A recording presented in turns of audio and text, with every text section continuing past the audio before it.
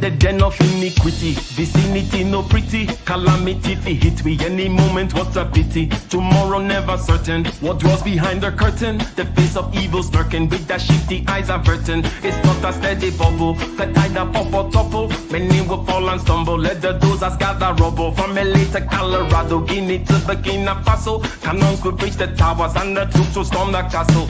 I say, run, run, come, make we get it.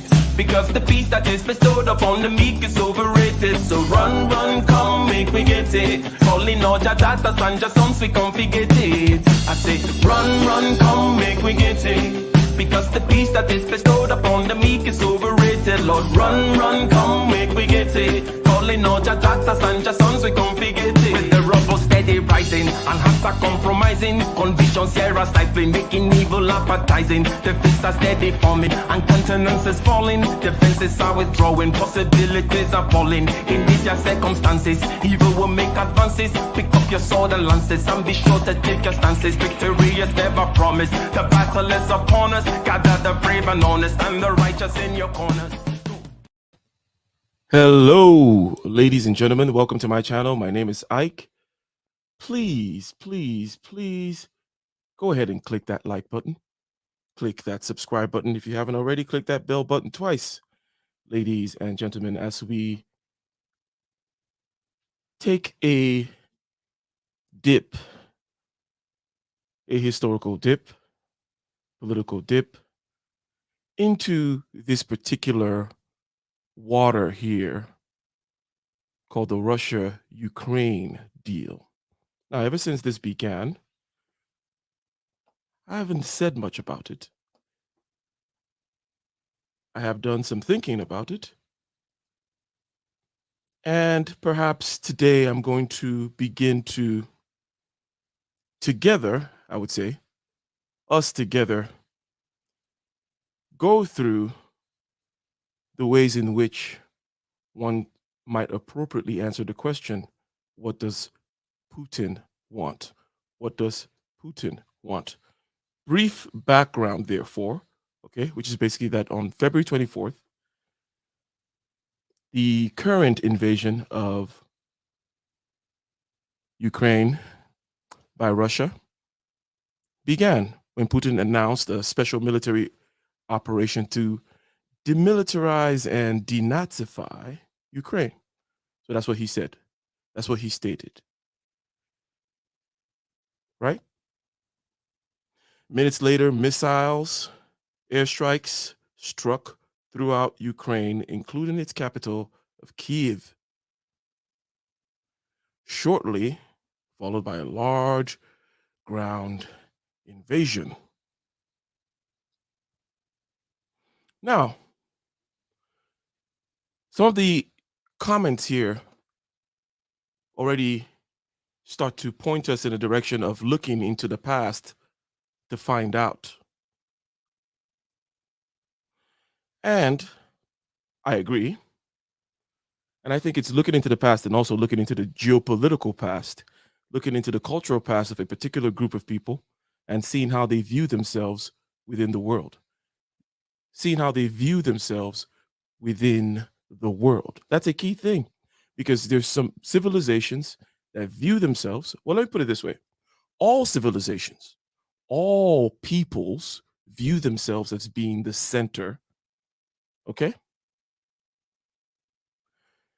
Would we agree so far that it is difficult to find a tribe of people, a group of people, a civilization of people that do not think that they somehow are special, chosen, the center on a special purpose, let's say, right?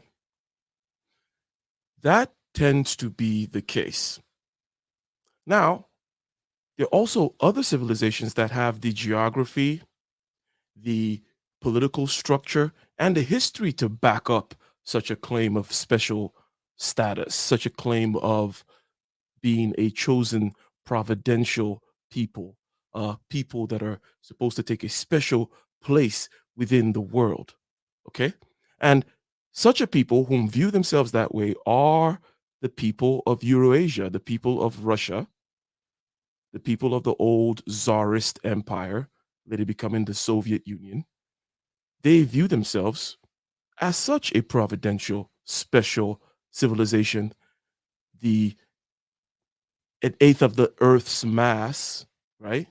Land mass, that is, eighth of the land mass, is Russia, right? And for a long time, they've ruled the roost, being a large land power covering this part of the world, which is not quite Europe, not quite Asia, Eurasia. Let's begin, okay? In answering this question, what does Putin want? We went to a map. Such is the nature of our inquiry, is what I'm saying, okay? First, let's start with a map.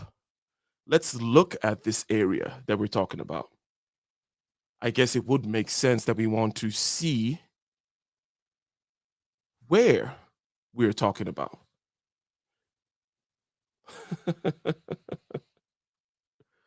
Now, by the way, it should be clear that the question is not being asked in order to see what Putin should think, right? This is not what should Putin want, it's what he wants. And what he wants has to do with what this particular landmass here and how it views itself in relationship to the world wants. Now, the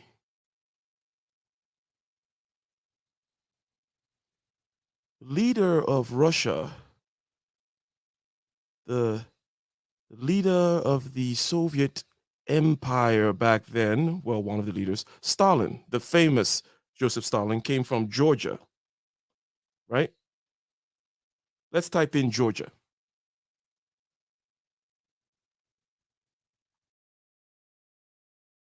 Yes, my keyboard acting up.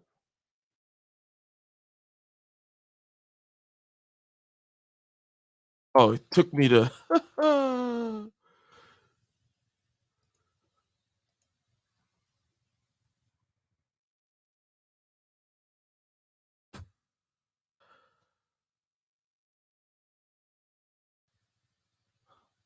Okay.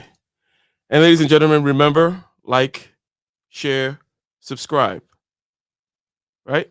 So this is Georgia, right? This was part of the old Tsarist Empire, the old Russian Empire. Look, that's where Stalin was from. Stalin was from Georgia. Georgia is closer to Baghdad, okay, than it is to Moscow. However, this particular people over here, the Rus people, were ruling this whole area. They are, still see themselves to this day as the big dogs.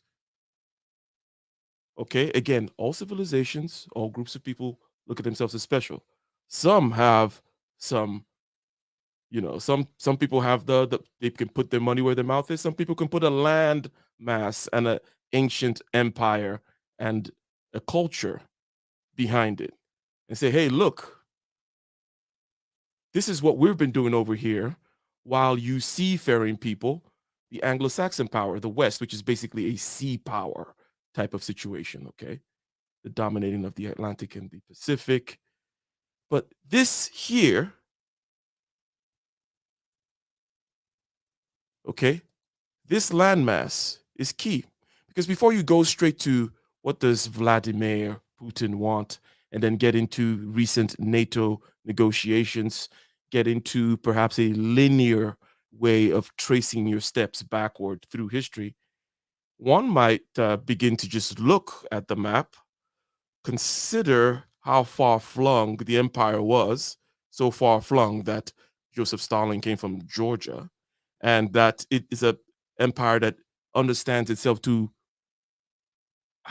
have absorbed nomadic peoples of both the Mongolian persuasion and the uh, Persian persuasion rubbed up against the Ottoman Empire and what have you. Okay, cool. So let's take a step back. Okay, let's take a step back. So we're done with our sojourn on the map there. Okay.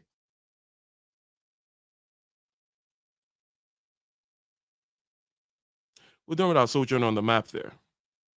But let us begin now with the question of, if you have this particular worldview, if you are indeed from that place, we just saw the place and we just saw how far flung its empire has been. We saw that, all the way through, like, through the Shah type territories and whatnot. They're used to dealing with, Asians and Middle Easterners and everyone else as part of their empire and a huge landmass. Now, let's talk about the ideas and philosophies and the geopolitical positionings that this providential power, this particular providential civilization that views itself, maybe just like the Chinese would view itself, right, as having a special role. And we're going to go ahead and share something, right? Let's see here. Mr. Dugin, okay, is someone you should check out. Insofar as you're interested in what's going on with Russia, what Vladimir Putin may be thinking, there is a Russian philosopher called Dugin. He is here in this particular video that I'll be sharing, and we're going to interrogate some of the ideas. We'll play videos from Dugin. We'll play videos from Professor Kotkin, who's a professor at Princeton University, a kind of a Russia scholar, if you will. And we'll examine it from this perspective. Because if you just ask, what does Putin want, and then you read Putin's statements, or you read the statements from the White House, you look at negotiations that we recently had, you could talk about NATO, you could talk about the encroachment of NATO, you can talk about Putin wanting to create a new iron curtain, okay, similar to the time of the Cold War, a new iron curtain with Ukraine being like a beginning point, or at least a critical piece of this iron curtain, this barrier between East and West. You can talk about all that, but we could also start by looking at that place, looking at slightly, and imagining ourselves and to be of such a people, or just imagining the story of it. It's like the story of Middle Earth or something like that, right? Now let's talk about the ideas of Middle Earth, if you will. Shout out to you, ladies and gentlemen. Let's go. Ukraine. But we will now, because this is a part of the world that we must discuss. Alexander Dugin, tell us, what does Vladimir Putin want? Alexander Dugin, Dugin. Check him out. So, Vladimir Putin wanted to have Ukraine as a neutral country governed by democracy in the old sense, democracy as the rule of majority. I understand that liberal democracy, it is the rule of minority against the majority, and in front of the fear to be persecuted. Okay, so Alexander Dugin here wants Ukraine to be ruled by democracy. Why would he say that? Because I believe a majority of Ukrainians are ethnic Russians. Correct me if I'm wrong there, right?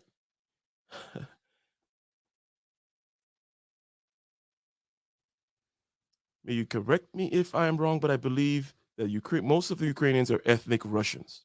So if you go with old style democracy, which is the rule of majority, then he's basically saying, hey, it is not a question of what you say, these people are Russians. Okay. And rather than go with the representative democracy, or that democracy which wishes to check against the overwhelming majority, right? Because we all being students of the West understand that, for example, in America, that there are checks and balances that are put to protect the minority against the majority. That's a big part of what the system does. is to protect minorities, certain minority groups, and there may be minority groups that you may consider to have power, but they're still minorities, right? From the majority, because we don't want mob rule. So we do things like the Electoral College, for example, which we hear about every 4 years, right?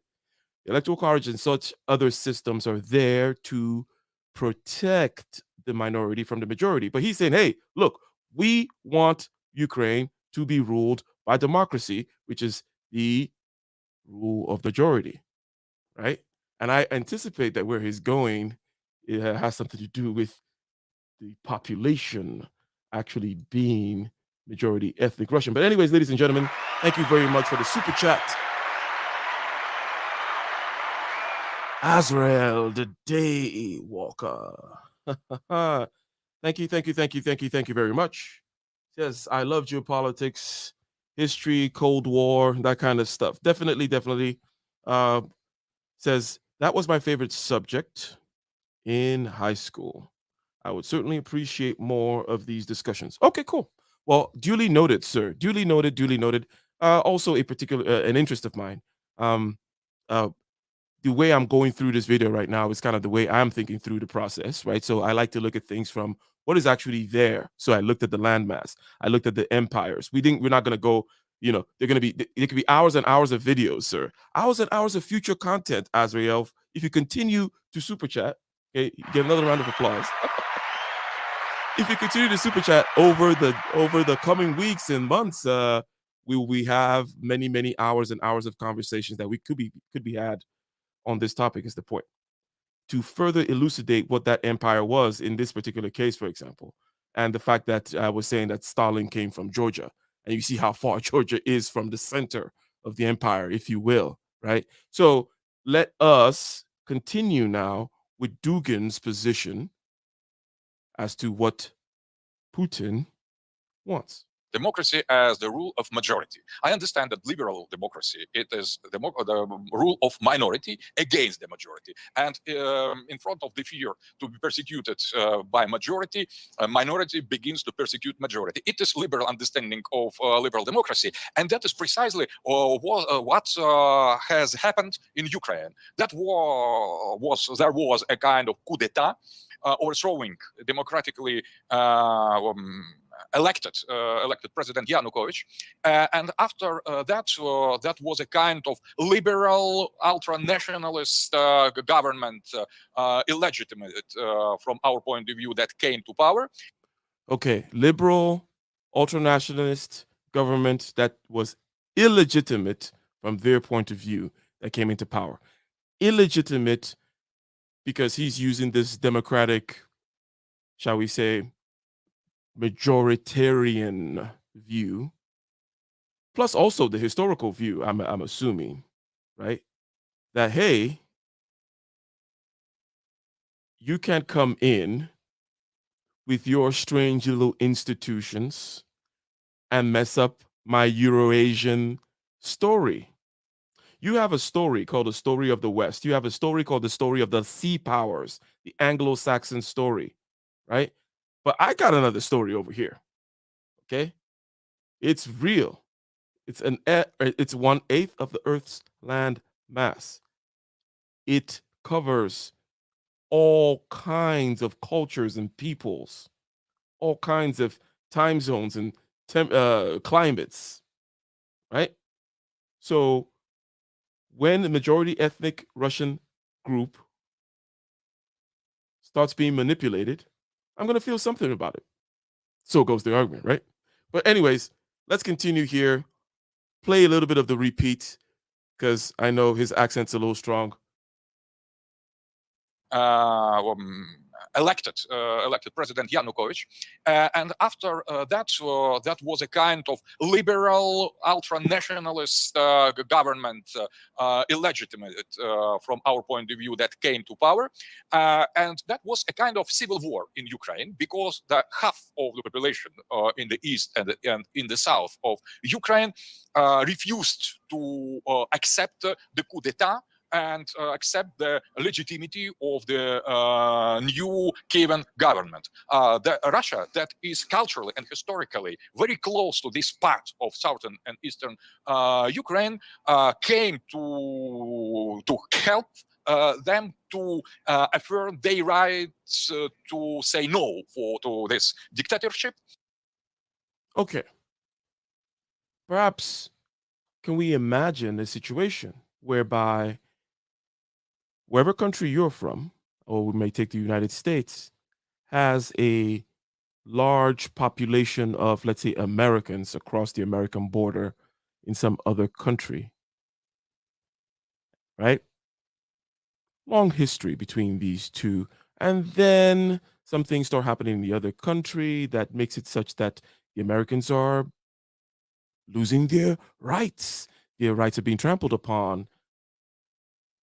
Their majoritarian democratic rights are being trampled upon by this ultranationalist liberal, okay, which is not a good thing.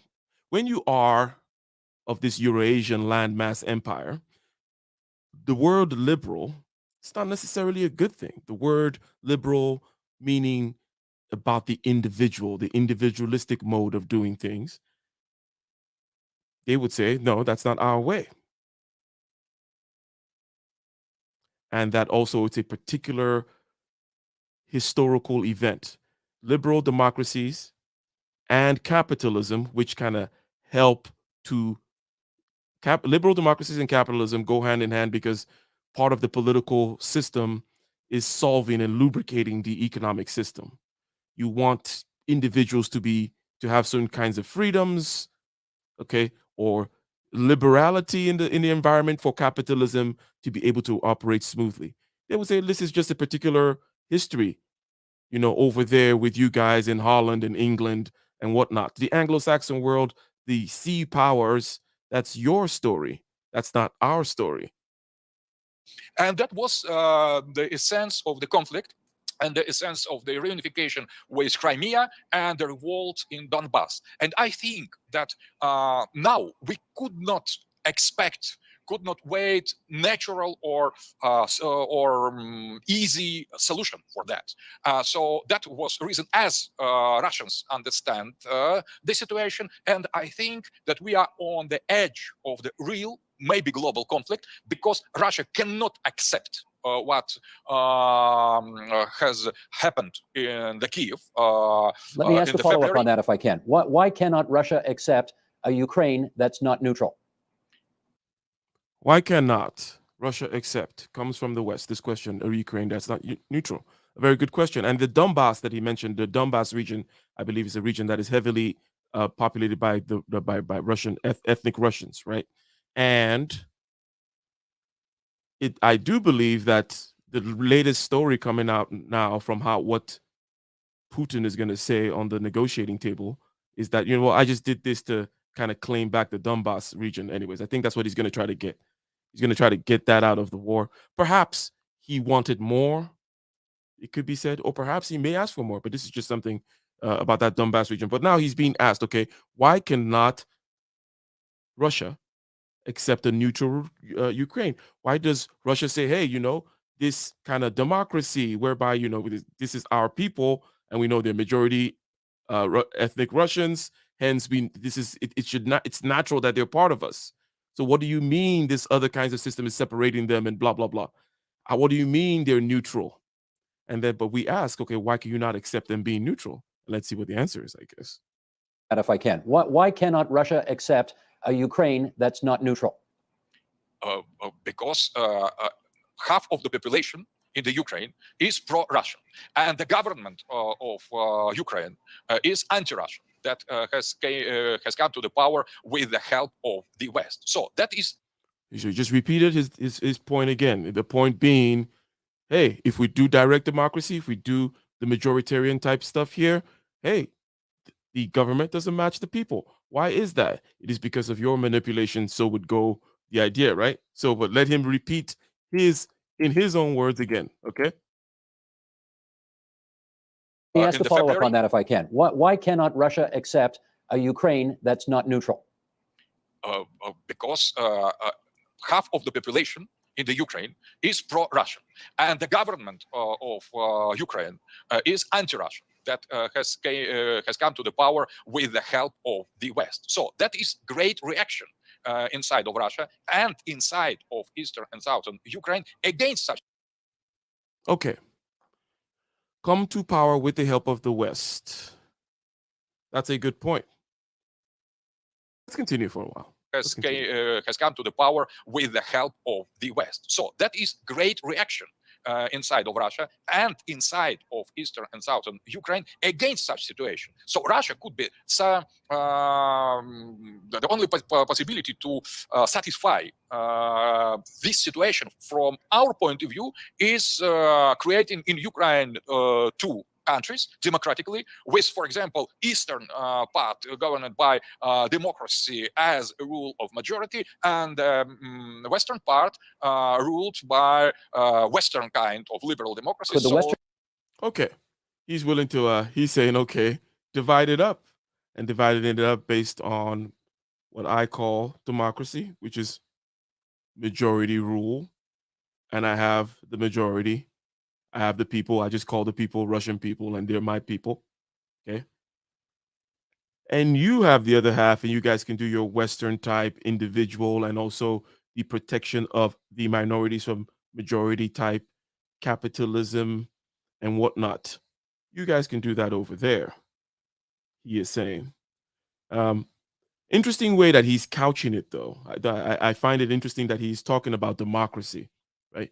He is saying, we have the real democracy, right? How come half of the population is pro-Russian, but the government is anti-Russian? What's up with that, right? You guys are manipulating things, are you not? Western part of Ukraine, could the western part of Ukraine be part of NATO? That will be against historical tradition of this part of the Ukraine, but in Okay. Against the historical tradition of that part of Ukraine. Okay. Do we respect historical tradition as a stance? Right?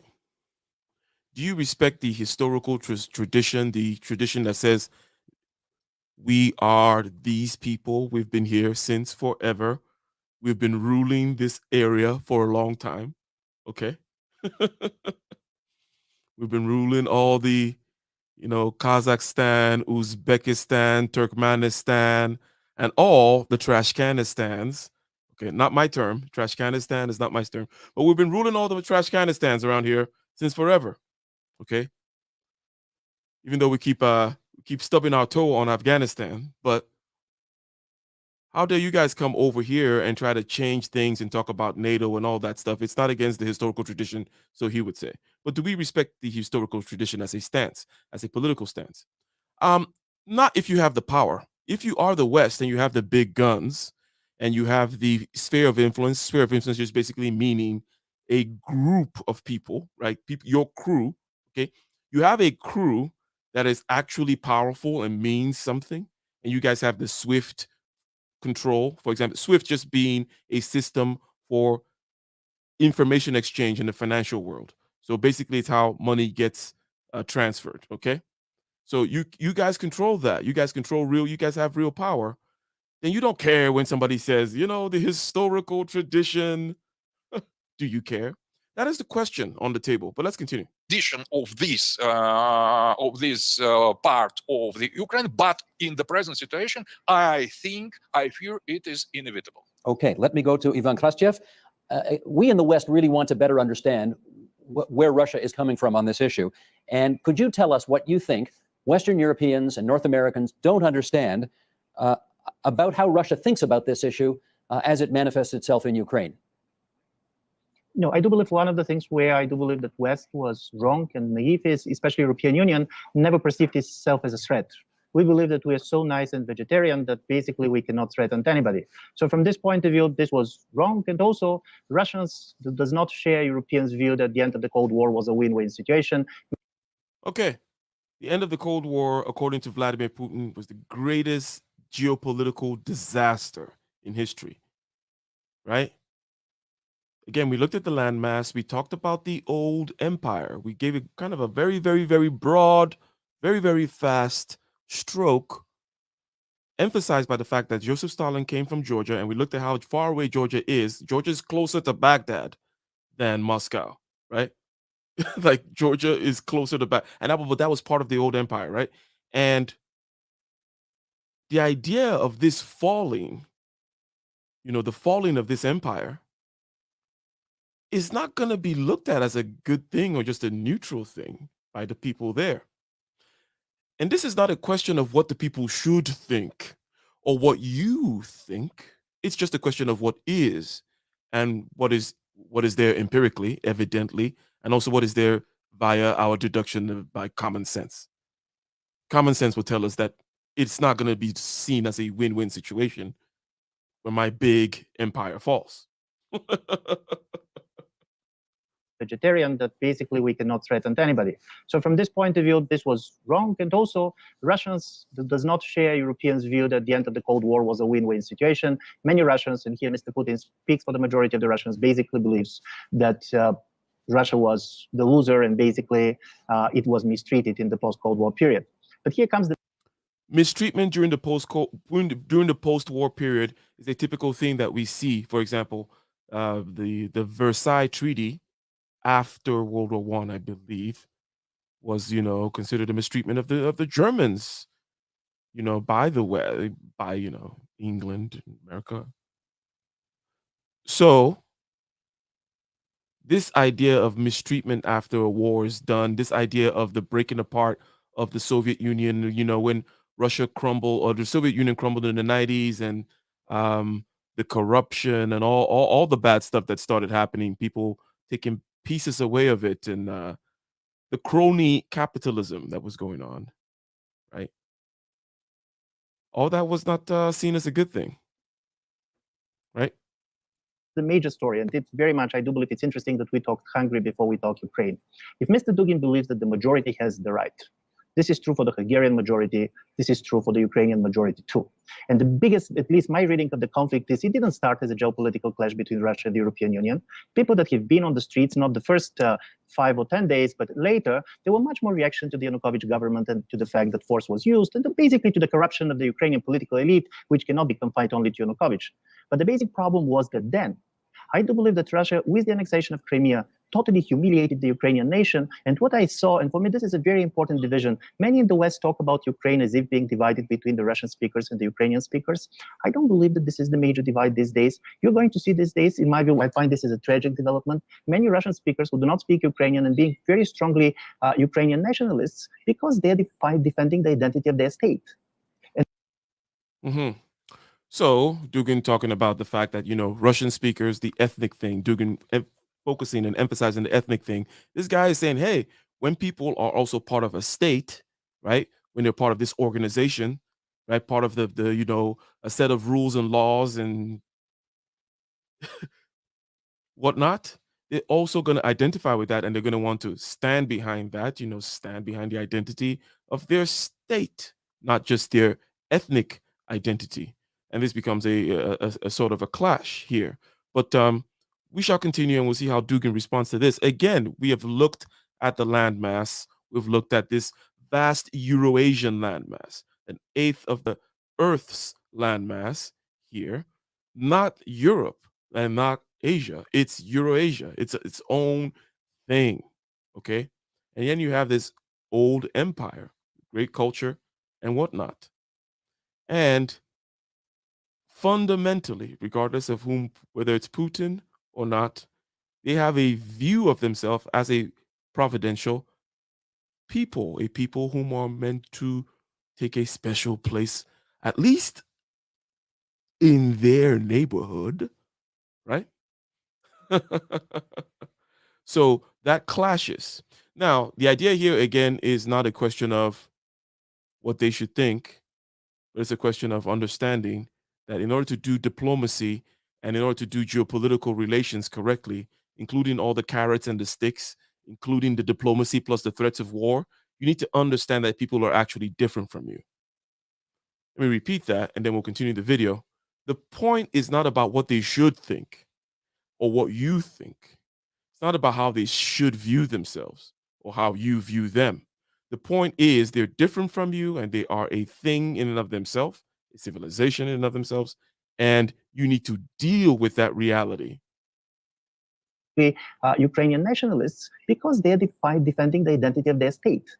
And from this point of view, the problem is that either they're going to be the Ukraine, which is going to be tolerant to the minority, this Donbass and so on, and I do believe here basically we all are going to agree, or in a certain way, they're going to be somebody outside telling to the Ukrainians, listen, you cannot be anti-Russian, pro-Western, because this is not part of your anthropology. But it's an anthropology change. I was very kind of personally hurt to see how high the level of anti-Russian sentiment is in the Russian-speaking places like Kiev. But this has a lot to do with the way now Russia is treating the Ukrainian conflict. And this is going to be a very, very difficult development because I agree with Mr. Dugin that it's not simply Mr. Putin, that there is a very important Russian now support for what's happening in Donbass. But we can badly end up with destabilized Ukraine, but also very much destabilized Russia. And this is not going to be good for anybody. To use Ivan Krasyev's words, Francis Fukuyama, we're not vegetarians in the West. We have a dog in this hunt. You pointed out earlier that when the West does engage in some areas geopolitically, it's often with tragic consequences and not well thought through. Do we need to, in your view, better understand where Russia's coming from on the issue of Ukraine? Well, certainly, I actually would agree with what Ivan said and Mr. Dugin, that the United States made a lot of mistakes in its policy towards Russia and towards that region in the lead up to this, but that does not justify. So the mistakes that I believe Francis Fukuyama, by the way, scholar, and he wrote the book called The End of History, one of the ones that he's known for. But the mistake that he's admitting to is perhaps the mistreatment of Russia post Cold War, the mistreatment and then the mishandling of the whole situation. And I think part of the mishandling of the situation is not realizing that or failing to see these people as what they are, as a distinct people that are not necessarily down with your program, right? So the idea that we can get along without having to be the same is a lot of it's a basic premise of mine when looking at geopolitical situations, that I'm going to try to look at people as from where they're coming from as distinct. I want to be able to identify them and see the borders, where the borders are between me and them as much as possible so that I can then deal with them. Russia's actions. I guess I differ from Mr. Dugin in the following sense, that he would like to see this as a clash of equally principled ideologies. I think that the real issue in Ukraine and ultimately the real issue in Russia is not a different set of values, it's corruption. The whole Ukrainian elite was built, it was a kleptocracy. It was a regime that was in place to extract resources using state power for their own private benefit. And in many respects, that is exactly the same kind of system that Mr. Putin is running. They're both democratically elected, they have democratic legitimacy, but they are basically kleptocracies. And I think that what all the young protesters in Maidan Square were saying was, we don't want to live in that kind of country. We want to associate with the European Union because for us it represents a kind of modern state in which the state serves a public interest that is impersonal. You don't have to be a friend of Mr. Yanukovych or Mr. Putin in order for your business to get ahead. And that's really the fundamental value. Okay. So the West comes back and says, basically, this is not a question of a clash of equally valid value systems, that there is a question of corruption out there, right? There's a question of corruption out there that needs to be solved, okay? And yes, we did mistreat you after the Cold War. There was a mishandling of the situations. And perhaps, yes, the West does also fumble the ball and do silly things, like mess up certain opportunities, Iraq, for example. But how about the corruption? And let's see how Dugin takes this, if he does take it. Values clash that is going on there. And I think that in terms of how we deal with it, does the same kind of system that Mr. Putin is running. They're both democratically elected, they have democratic legitimacy, but they are basically kleptocracies. And I think that what all the young protesters in Maidan Square were saying was, we don't want to live in that kind of country. We want to associate with the European Union because for us, it represents a kind of modern state in which the state serves a public interest that is impersonal. You don't have to be a friend of Mr. Yanukovych or Mr. Putin in order for your business to get ahead. Okay, cool. And let's take a step back and let's talk about this particular definition of corruption. Okay, what Mr. Fukuyama just said was, hey, look, whether or not you're democratically elected Putin or whatever, your whole Russian system is basically a kleptocracy and it is corrupt. It is nepotism. It is nepotistic. It's about friends and whatnot. And that the people want to join the European Union. Okay, let's say the Ukrainians want to join the European Union because they want to be able to pay a fee and get the job done and not necessarily have to be a friend to somebody. And this is a great divide that we see between different kinds of societies. Some societies are more tribal and nepotistic, and then others are more bureaucratic. There are problems on both sides. And when I say there are problems on both sides, I'm not saying something, I'm not just being mealy-mouthed. And what I mean is, when you have a bureaucratic society, there's such problems as dealing with the DMV. In America, that's the Department of Motor Vehicles. Dealing with the bureaucracy, dealing with red tape, right? So it's not corruption, it's just bureaucratic. And you wish that it was a little corrupt so that you could hop ahead of the line, so that you could maybe push a special button.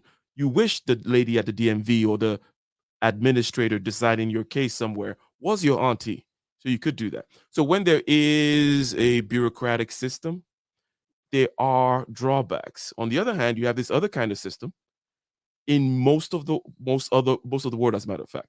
The Middle East, Africa, parts of Asia, it is more nepotistic. It's more based on whom you know. If you want special services, let's say you want expedited service, it's not a fee that you pay for expedited service. You don't pay an expedited service fee. You simply have to know somebody to get the expedited service. It's not written somewhere what the fee is or whom you have to know, but that's how the society works. Different from the idea of bureaucracy. Now, I'm not saying that you can't have rampant corruption and things being inefficient and just bad all around, but this is an important divide to be able to see as well. This divide between societies that are more bureaucratic and societies that are more nepotistic and tribal, if you will. But And that's really the on there. And I think that in terms of how we deal with this going down the road, I think the United States and the West needs to support that kind of government and just the principle that I think here Ivan is completely right, that even in the Russian-speaking areas, there's a lot of people that don't want to be associated with that form of political corruption, and they deserve support. Alexander Dugin, let's broaden the discussion. Okay, so corruption is his main charge. Hey, I treated you bad, but I'm not gonna grant you the whole you get to do what you get to do because you're not qualified, you're tarnished, you're corrupt, right? So forget what is true to the traditions and the history of your particular part of the world, and this talk of direct democracy, majoritarian democracy, whereby if half the population of Ukraine is pro-Russian, then the government should be pro-Russian. Forget all that, you are corrupt. That's Francis Fukuyama's pushback. Well, now let's continue, ladies and gentlemen. What does Vladimir Putin want? What does he want?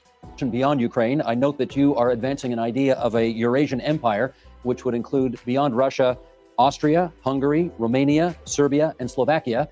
Help us understand what the idea is there. So never, that is a kind of accusation recently. So never I have written the words concerning necessity to include in a kind of Eurasian empire the Eastern European countries. It is ridiculous. In all my writings, I have spoken about recreation a great space, not necessarily empire, not necessarily kind of unitarian state, but something like East European Union. So this is something that would be expected, right, or should be expected. I mean, if you guys are over there forming EU and NATO, so goes the story. Hey, I want to form my own thing too. Okay, I am my own special center. I am the Eurasian Empire. Okay. Now, I've been using that phrase. I haven't really watched this video before, but I've been using the phrase the Eurasian Empire to describe this phenomenon. And that's why I started out with the landmass, right? So rather than just talk about Russia, Ukraine, and Putin, one begins to get a broader view of what's going on. And hey, we stumble upon the phrase Eurasian Empire. Let's replay it here as to, but the idea of forming your own union makes sense. Hey, you guys are going to form your union. I'm going to form my union, right? But there's also something to the idea of the old Eurasian Empire. Okay? Eurasian Empire, which would include beyond Russia, Austria, Hungary, Romania, Serbia, and Slovakia. Help us understand what the idea is there. So never, that is a kind of accusation recently. So never I have written the words concerning necessity to include in a kind of Eurasian Empire the Eastern European countries. It is ridiculous.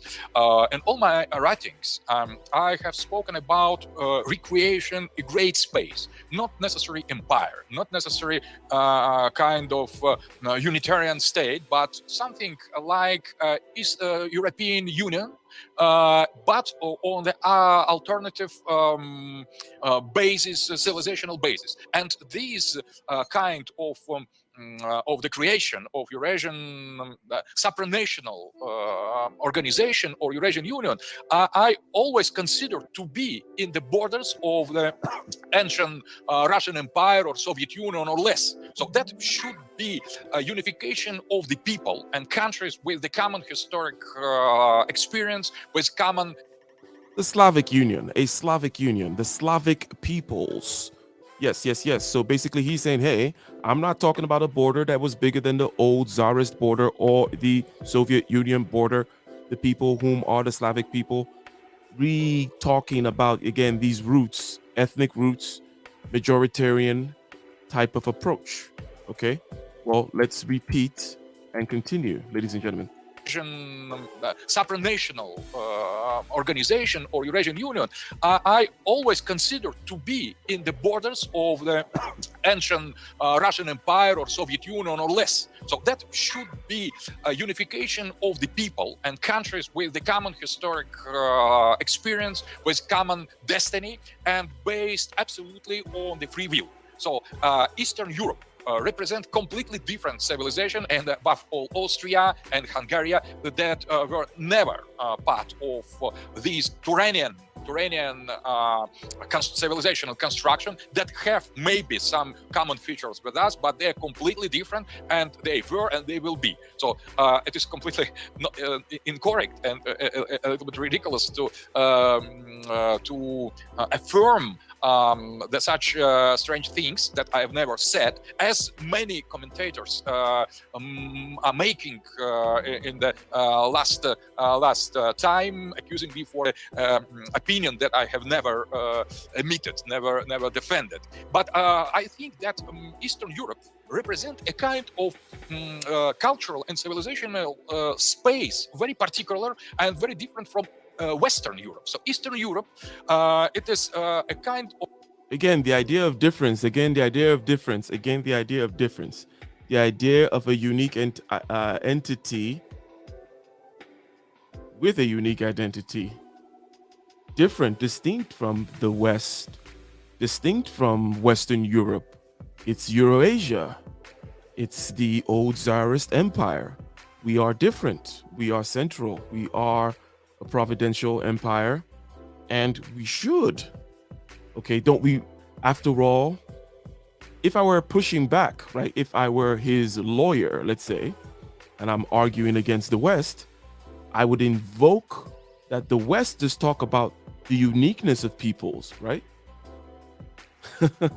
Can I get a 1 in the chat? We do talk about the uniqueness of people, the uniqueness of ethnicities, and how they need to be respected. You don't want to go about genociding people and ethnicities and relegating them to the corners, right? Would go my argument in this particular case. But this is his argument. That is what he is saying. Let's continue. Fair use. Of civilizational region that possesses very special features that are semi-Eurasian, Russian, for example, society, and semi-Western European.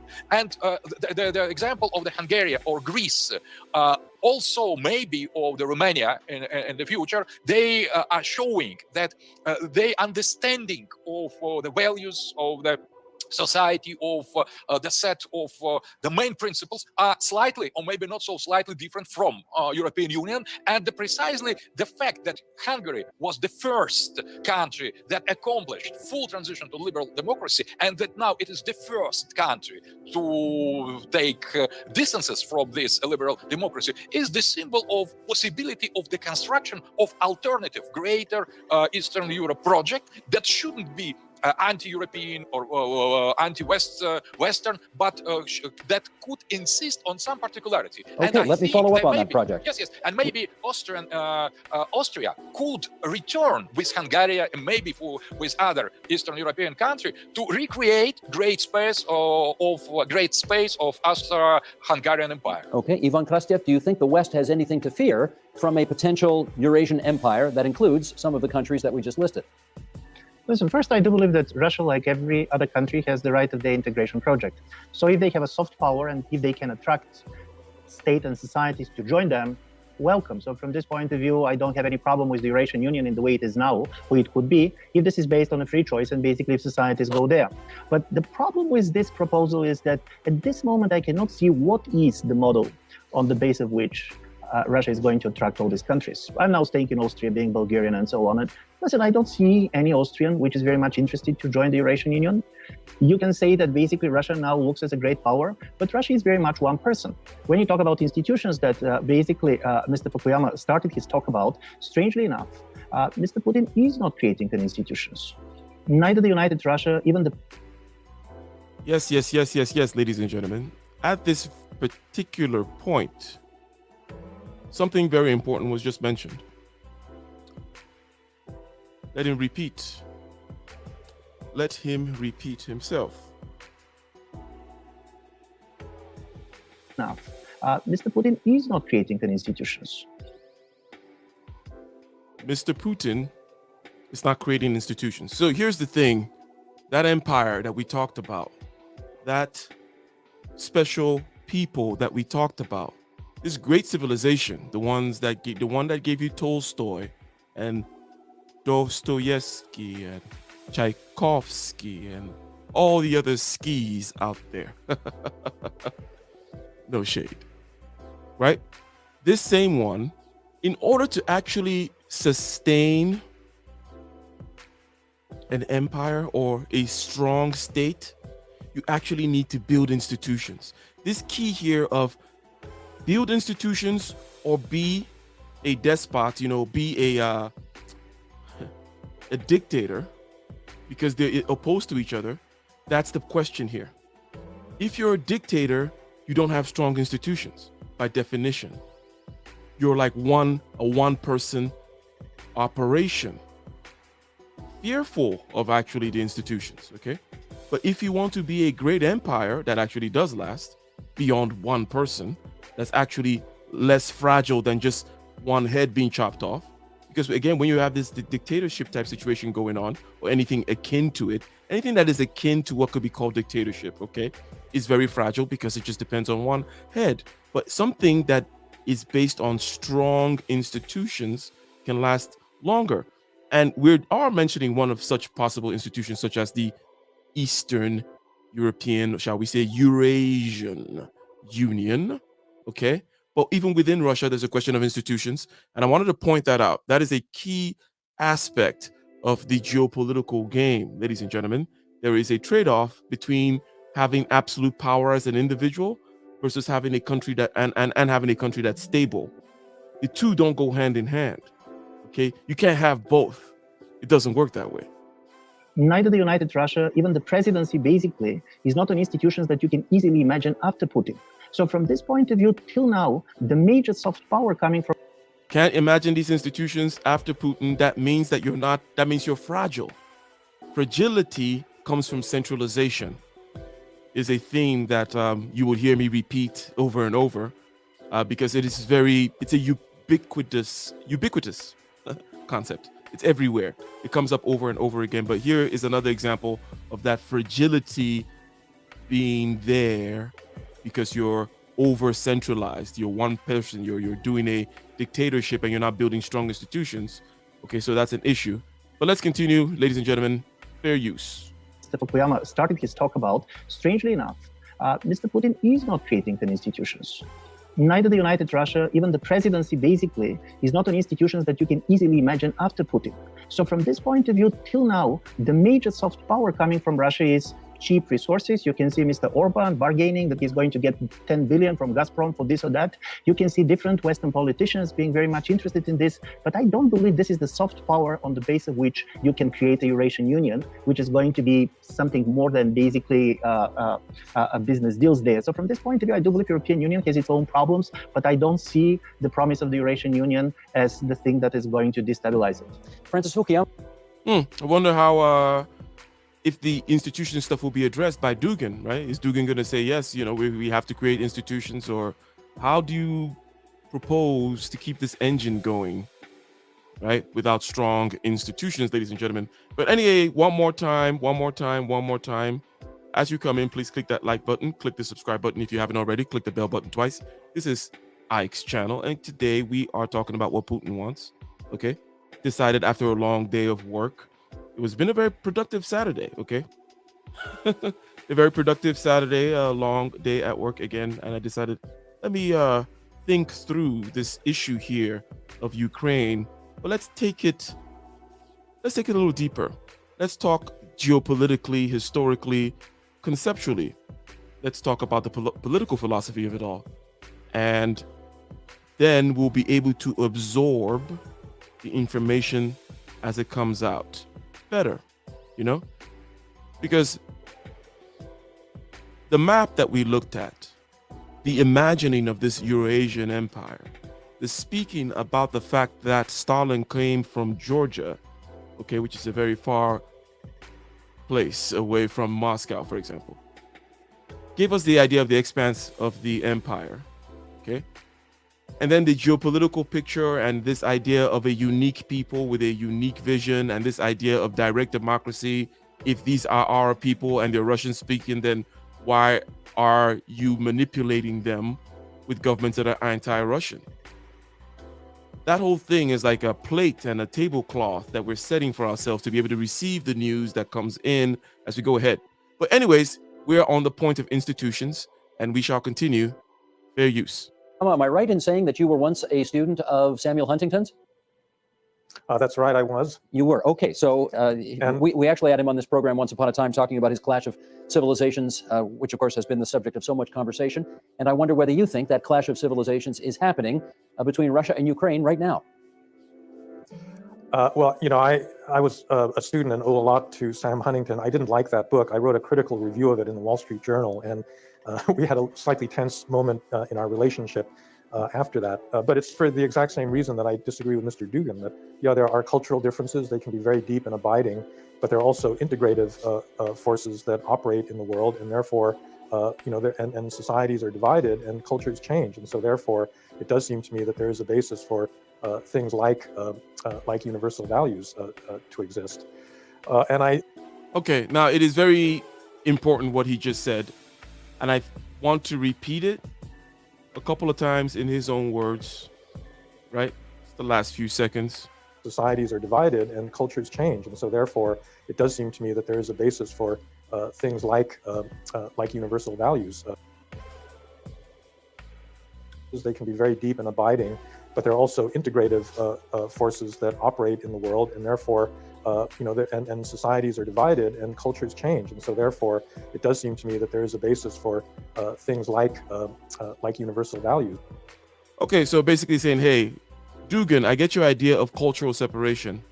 I get your idea of the Eurasian empire being different. I get all that, but things change.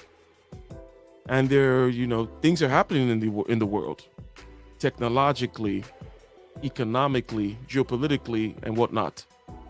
So, as things change and we struggle to figure out what our desires and needs are and what our position should be, we may find such things as universal values, things that we agree on, right?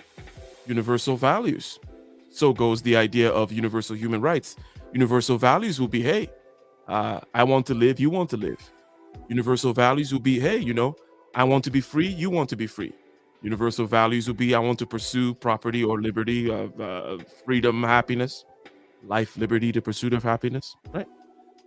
That would be a basis for universal values. And he's saying, hey, universal values is what I'm basing my system on.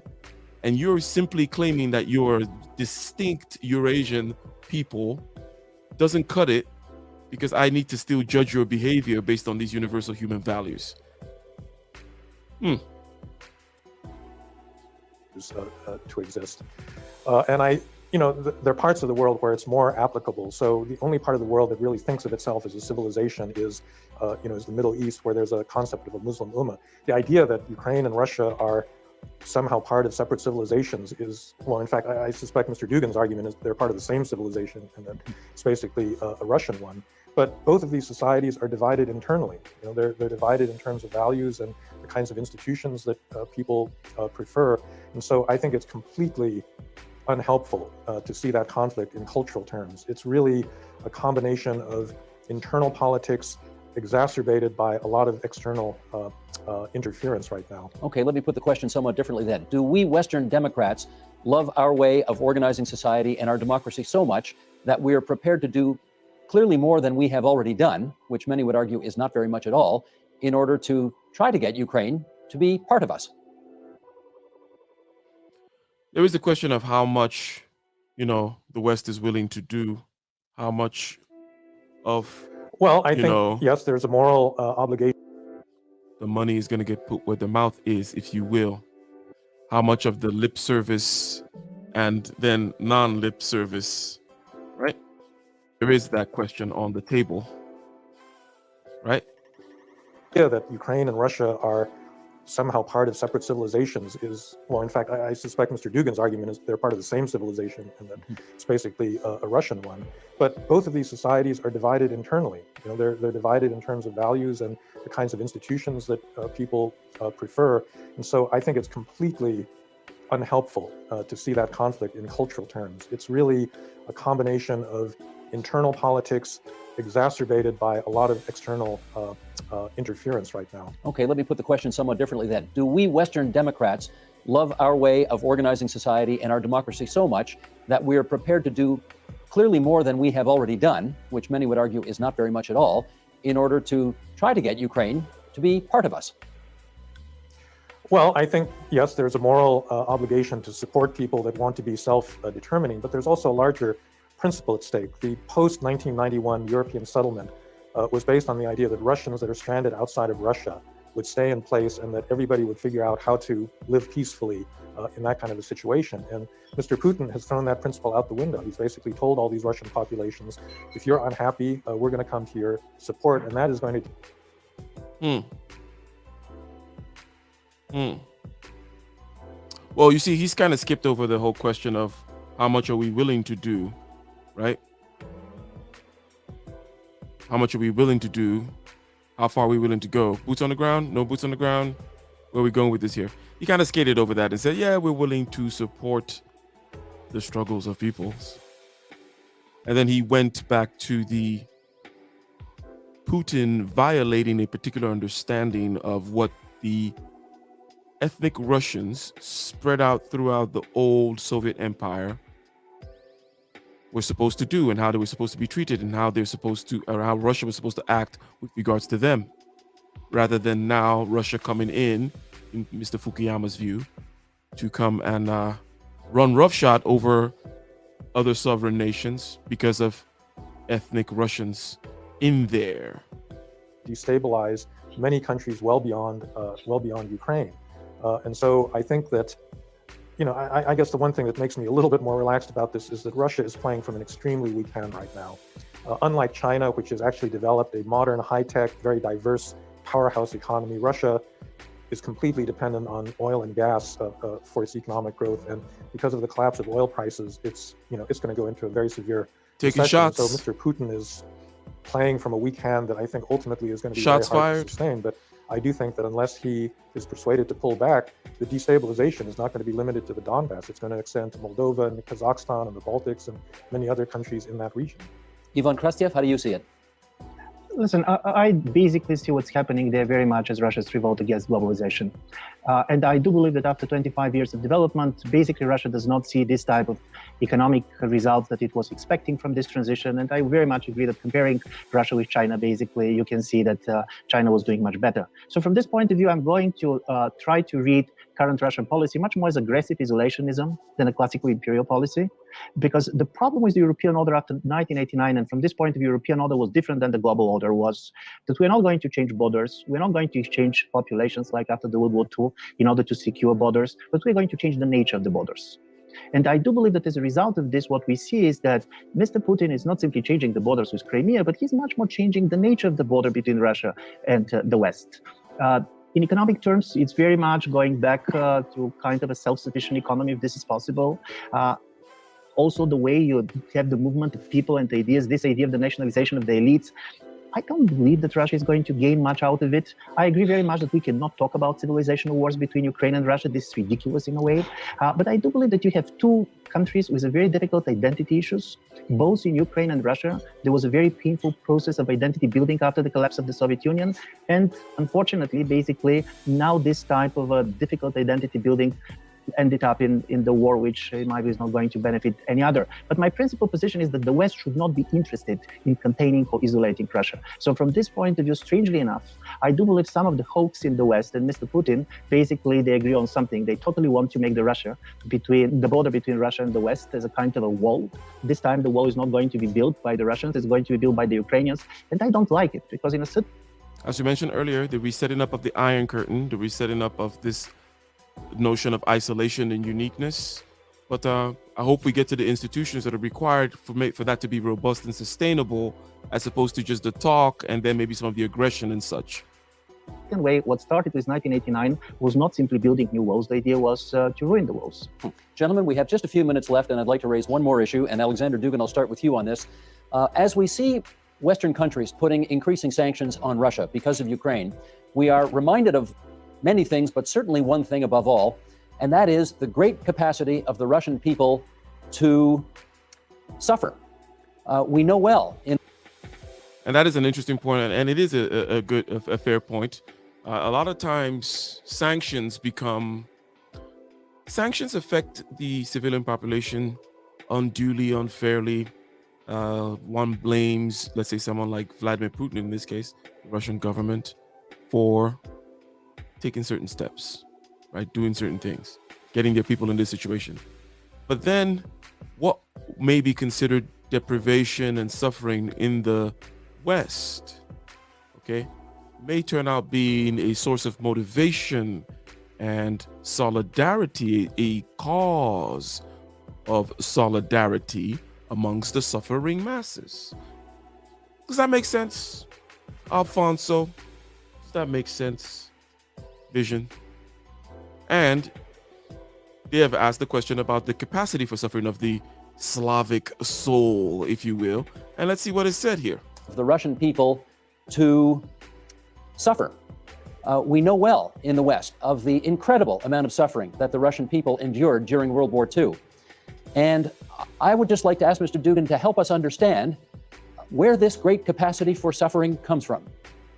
So, from the point of view of the liberal anthropology, expressed, for example, in Jeremiah Bentham, the human being naturally avoids suffering. But it is maybe Anglo-Saxon human being avoids necessary suffering. But in the Christian culture, in Russian culture, Russian people is very deeply Christian. Suffering is a kind of the way of the salvation of the soul. So for us, suffering for the right cause is a kind of the dignity and the form of to accept human destiny, because the life is suffering. So for us, sanctions against us only consolidate our society, because we feel that we are suffering not for the stupidity or weakness of our president or our government, but we are suffering for defending right cause against any temptation to impose on us some foreign will, some set of values that we refuse. So for us, it is a kind of sacred suffering. And I think that sanctions help to our society to return to our sources. I see these sanctions very positively because they help to us to rely upon our proper resources, upon our proper forces, to evaluate better our identity. And I agree with Mr. Krastev concerning the fragility of the Putin's rule in the absence of the institutions. So it. Good point. I like that he's going to address the institutions question, right? The institutions question, which we noted earlier, okay? The fact that when you have a dictatorship, you don't have good institutions, and that there's a trade-off between these two, that you cannot have a strong one-man powerful rule without institutions. Somebody may, you cannot have a strong one-man powerful rule and also have strong institutions that last after that one-man powerful rule. Now, and I think that it was well established and well understood in the past, and we agreed in the chat, did we not? And now that we're here, is he gonna tell us how we're gonna have these institutions that will last after Putin, or that will keep this Eurasian empire going on? How about the Eurasian Union and this, that, and the other? Okay. It's very, very dangerous to Putin to play this game he is now playing without institutional reforms. It is very true. But I think that he is obliged to create some institutions in order to confirm this course that he has resolutely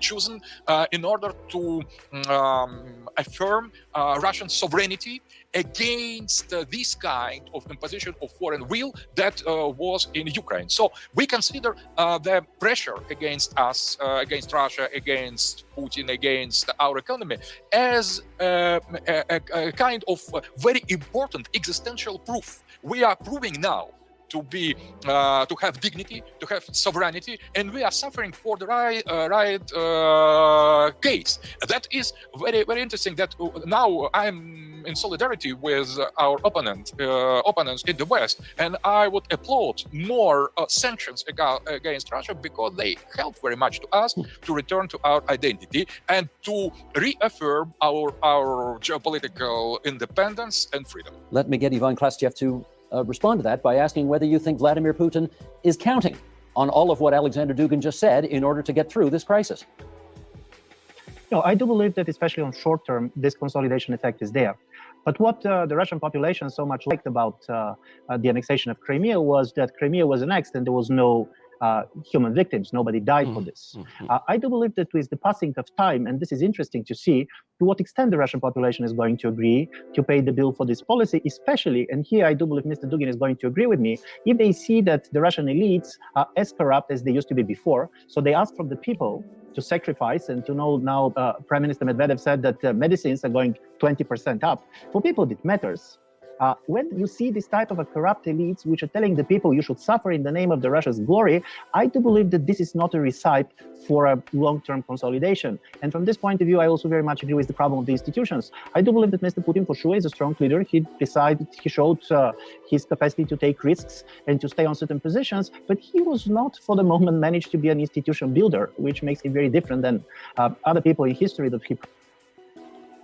Good points. And re-emphasizing the institution building again, which I think is one of my major takeaways in the past hour so far, in considering this idea of the Eurasian landmass, the old Eurasian Empire, the Tsarist Empire, that particular area of the world, and how it is indeed a unique civilization, a providential civilization that sees itself that way as a civilization that is, bestowed by God to take a particular place here on Earth, right?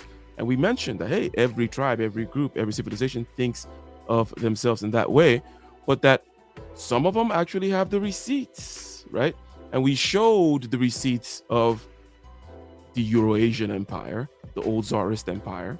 We showed the landmass. We showed that Stalin came from Georgia, which is closer to Baghdad. Okay, way closer to Baghdad than Moscow, you know? But that was the extent of the empire. And then we were talking about the uniqueness of the people and their vision of the world. And Dugin, in this video, talked about the fact that direct democracy, majoritarian democracy, will make it such that, hey, these ethnic Russians, Russian-speaking people should be our Russian people. Why is it that half of the population sides with Russia, but the government of Ukraine is anti-Russian? This is the manipulation of the West. This is the manipulation of the liberal democracy thing. This whole liberal democracy which comes in and tries to protect the majority, tries to protect the minority from certain majority oppression. And we understand that to be a big part, for example, of the American Constitution is to protect from direct democracy, protect from mob rule, right? We have such institutions as the Electoral College, for example. And then speaking of institutions, that basically Putin, unfortunately, is not building them. And it is an unfortunate thing. And this was the same thing that Stalin ran into because he was such a one-man powerhouse, right? And by the way, which is another topic in and of itself, Joseph Stalin and what he is.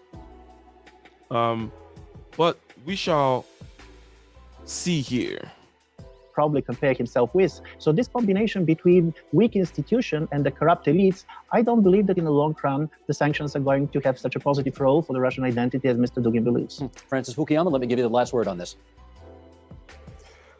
Well, I think that there's also a foreign policy dimension to this, which is important to uphold the certain principles about the way that states interact and to lay down certain markers. So I think that it's not simply a question of how this is going to affect Russia's internal evolution, but I do think that one thing that I really agree with, it's really important for the West to actually support the Russian people. Russia is not Vladimir Putin. Russia is a much more complicated society, and it's not clear, given the personal basis of his rule, what kind of society is going to come after he's gone from the scene. And therefore, it does seem to me that it's probably important to build bridges, perhaps not with this elite necessarily, but with ordinary people that are actually going to be the ones that will continue to live and suffer and exist under the political conditions that Putin has created. Gentlemen. All right. And as we continue, ladies and gentlemen, I have another gentleman that I would like to share with you in terms of, we've seen Francis Fukuyama and Alexander Dugin. Alexander Dugin is a guy you need to check out if you want to really see what the mind of Putin and the mind of the Russian regime, the mind of the contemporary Russian thoughts. Check out Alexander Dugin. And I also mentioned Kotkin. And I'll play a little clip here and we'll talk a little bit about Kotkin and his view of what's going on. What's up, Chaos Rain? What's good, Ike? What's good? Just jumping on, check what you're doing right now. Oh, I see you talking about Putin. Excellent. My question to ask you, in your mind, the actions that's taking place in Ukraine and Russia, you're aware that Putin already conquered a few territories in Europe, correct? I forgot the territories he controlled the last couple of years.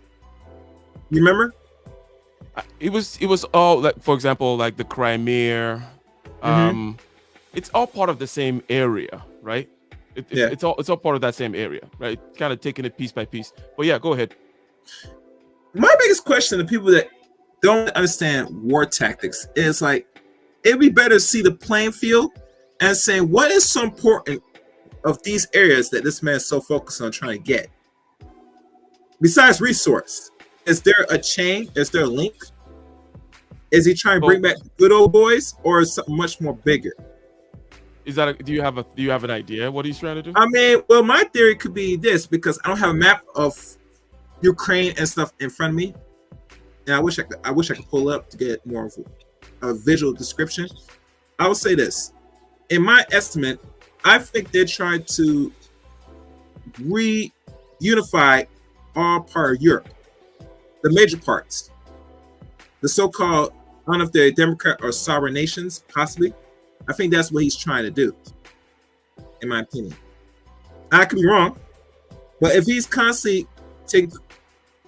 getting this territory, and now going to this one, and we see how the West is trying to, I guess, punish Putin, well, it don't seem like it's really effective, you know. And I guess we're really suffering right now, well, in a way of the inflation or rate that's already upon us of these actions. And I'm always thinking and saying, this man was really doing what he's doing unchecked for a few years now. And now you step it in. Or you really step it in, or you just giving us the notion you're stepping in. It's some more deeper. No one is really stepping in to the question of how far the West was going to take it into, or is going to take it in terms of I don't think the West is going to shed any blood over saving Ukraine. I don't think that's going to happen. I don't think so either.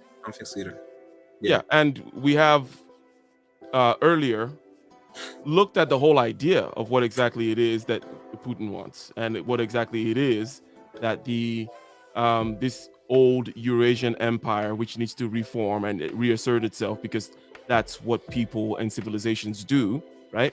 What he's trying to do, and there is a basic pattern to it, and there's a old kind of, this is an ethnic Russian, and we are the people, and the collapse of the old Soviet Union was the greatest geopolitical disaster, and we need to reassert ourselves in the scene is the major thing here. But I'm gonna go ahead and I have a few points here I would like to share with Mr. Kotkin here. But fair use, let's go. Okay, this one has no audio, I guess. Who has devoted his life to studying the past. On the war in Ukraine, the historian Stephen Kotkin. Uncommon Knowledge now.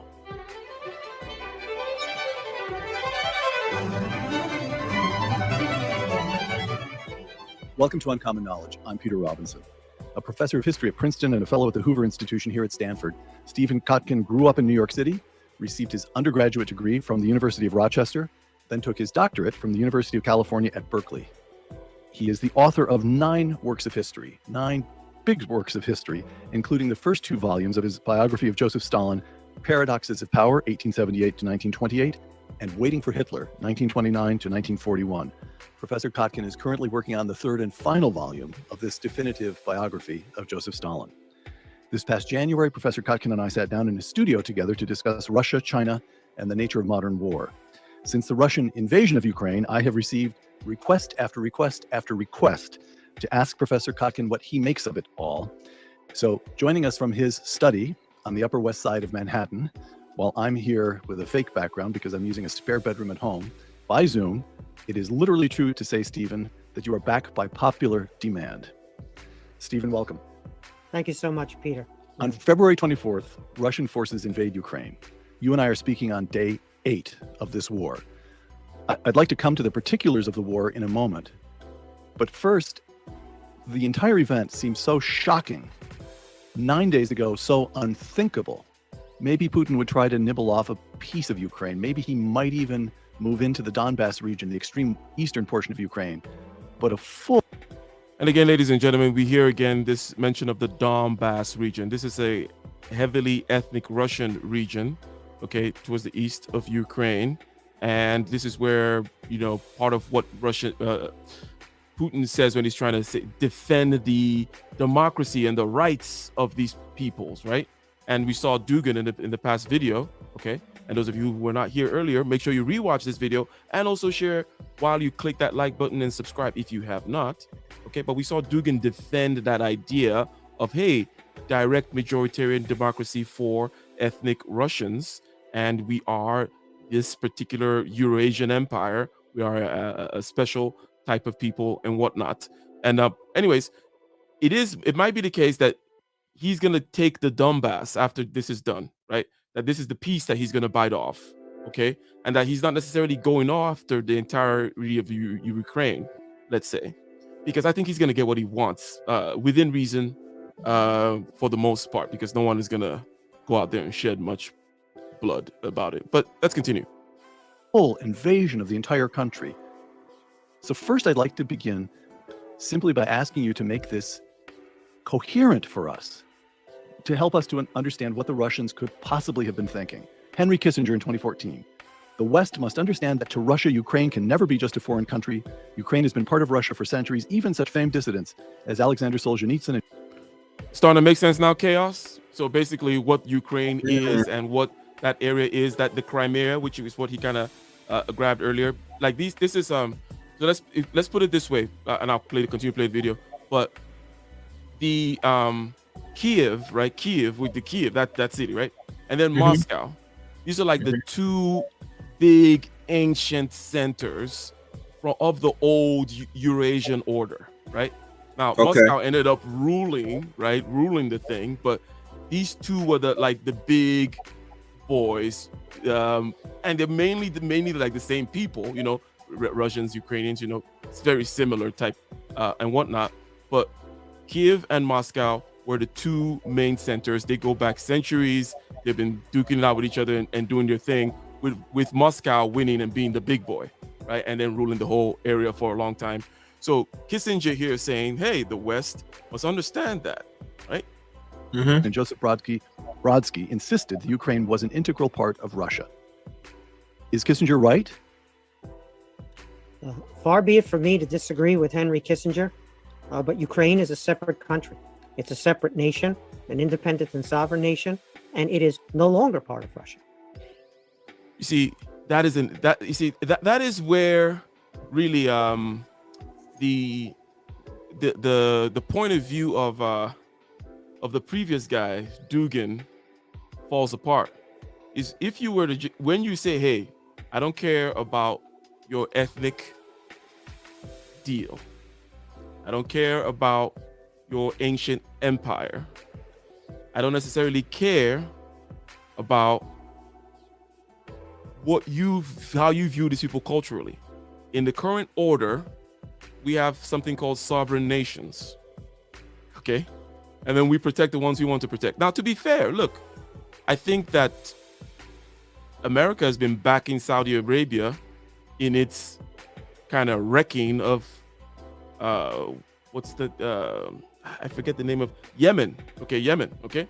So we're not looking at Yemen and going, I mean, Yemen did come in the news a couple of years ago when they started, and we kind of talked about it for 5 minutes. But America is allowing certain things to go on right now in Yemen, and it will allow this that is happening, as it has already, that's happening right now in the Ukraine. Okay.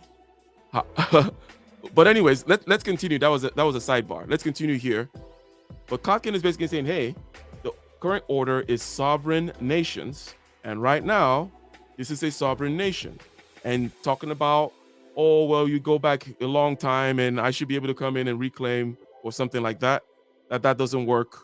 Okay, now what do we think? Are we more on the side of, hey, well, if there's a current order, a current rules of the chessboard that favor us, by the way, okay, that favors the West, favors those whom have already made the first move in that area, then should we be allowing people to do certain other things without, for example, we're not stopping them, but we're going to say what we're going to say, right? Let's continue. And that's been true since 1991. And it should be true going forward. So, Peter, war is always a partial or full miscalculation. You miscalculate how strong you are. You miscalculate how weak the enemy is. You miscalculate how easy it's going to be, how low the costs are going to be, how great the benefits are going to be. It's very rare that people understand the complexities and their own weaknesses and the other side's strengths before they launch a war. Let's think about Stalin and North Korea in 1950 just for 1 second, so we can understand this. Stalin had said no many times over when Kim Il-sung, the Soviet-supported dictator of North Korea, begged him to allow North Korea to invade South Korea and, quote, unify the peninsula, unquote. In other words, to conquer and annex South Korea. Finally, Stalin said yes. And normally people consider Stalin to be a person who calculated risks really well, Hmm. was cautious in the sense of never incurring crazy risks, but taking advantage opportunistically of things where he could extract great advantage at low cost. However, that's not an accurate picture of Stalin. What he did in the Korean case was he thought the US wouldn't fight. He thought the US wasn't for real. He thought America would not stand up to him, nor did he think the South Koreans would put up a fight. And so he massively miscalculated the power and resolve of the West and the US. For Stalin, he got himself out of the situation in part by dumping the war on Mao and the communist Chinese. Putin doesn't have that option. Quite the opposite, in fact, in the current situation. So it's very clear that Putin understood wrongly just how strong Russia was, how weak Ukraine was, and above all, what the Western response might be. And so it looks like it's irrational only because we know what we know. But prior to the war, many people underestimated Ukrainian society. Many people underestimated the president of Ukraine. Many people thought the Europeans would not stand up here and rally and make sacrifices. Many people thought that President Biden wasn't up to it, especially after the fiasco of Afghanistan. And many people thought the Russian military is a serious military, well-run and modernized. So there are a lot of assumptions on which a war is based. And when those assumptions are wrong, it can look insane retrospectively. And you're right. He had another option. And that's the option we talked about on your previous show. Right. And that other option was pretty straightforward. Use techniques and dirty tricks and destabilization short of full-scale invasion. So the other option basically is you go and you disrupt. Let's start from the lowest and most kind of benign level. We know the Facebook campaign that Russia does. We know the Russian bots, okay? And we know what Russia did in the election, okay? That's the benign level. But you can do other things. Maybe you can assassinate a couple of people here and there. Maybe you can mess up the power grid of the country. Maybe you can even set up a couple of bombs here and there, right? But there are these other options is what Mr. Kotkin is referring to here, okay? That these things he could have done, but he chose the other route, okay? See, we started out very grand in terms of the beginning of this video. We started out looking at the Eurasian Empire, talking about Stalin, talking about the view of these people as a unique providential civilization. And then now we're getting down to more tactical issues, right? Fair use. To weaken the Ukrainian government and maybe collapse it, but especially to widen the fissures, the disagreements in the West. Because if it wasn't a full-scale invasion, should they really respond in a big way? Or as Biden said in his gaffe, a minor incursion might be ambiguous for our response. We might not be able to rally us. So he had the option, and in fact, he still has that option, of hurting Ukraine, destabilizing Ukraine, widening the differences in the West, piece by piece, salami tactics. Instead, he chose the full-scale invasion. Now, he telegraphed that he might do the full-scale invasion. And you have to admit that US and UK intelligence were not surprised. Right. Yeah, by the way, okay, these things don't just happen without people knowing, okay? So again, US and UK intelligence were not surprised by this. And again, I think the idea that he had an option, but he decided to go with this one is important here. It is key, you know, because it'll be impossible to know what exactly his intentions were. Like what I mean is, how far was he willing to take this? What was he trying to get? The whole country? Is he just going to end up taking the Donbass, as we mentioned earlier, which is an eastern region, which is the eastern part of Ukraine, which is heavily ethnic Russian, right? What exactly was this particular play here?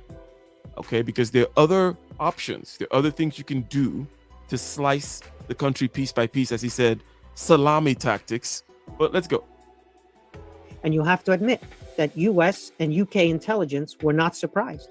Right. They call Right. this, yes, all the capitals in Europe were surprised. All the capitals in Asia were surprised. The chattering classes were surprised.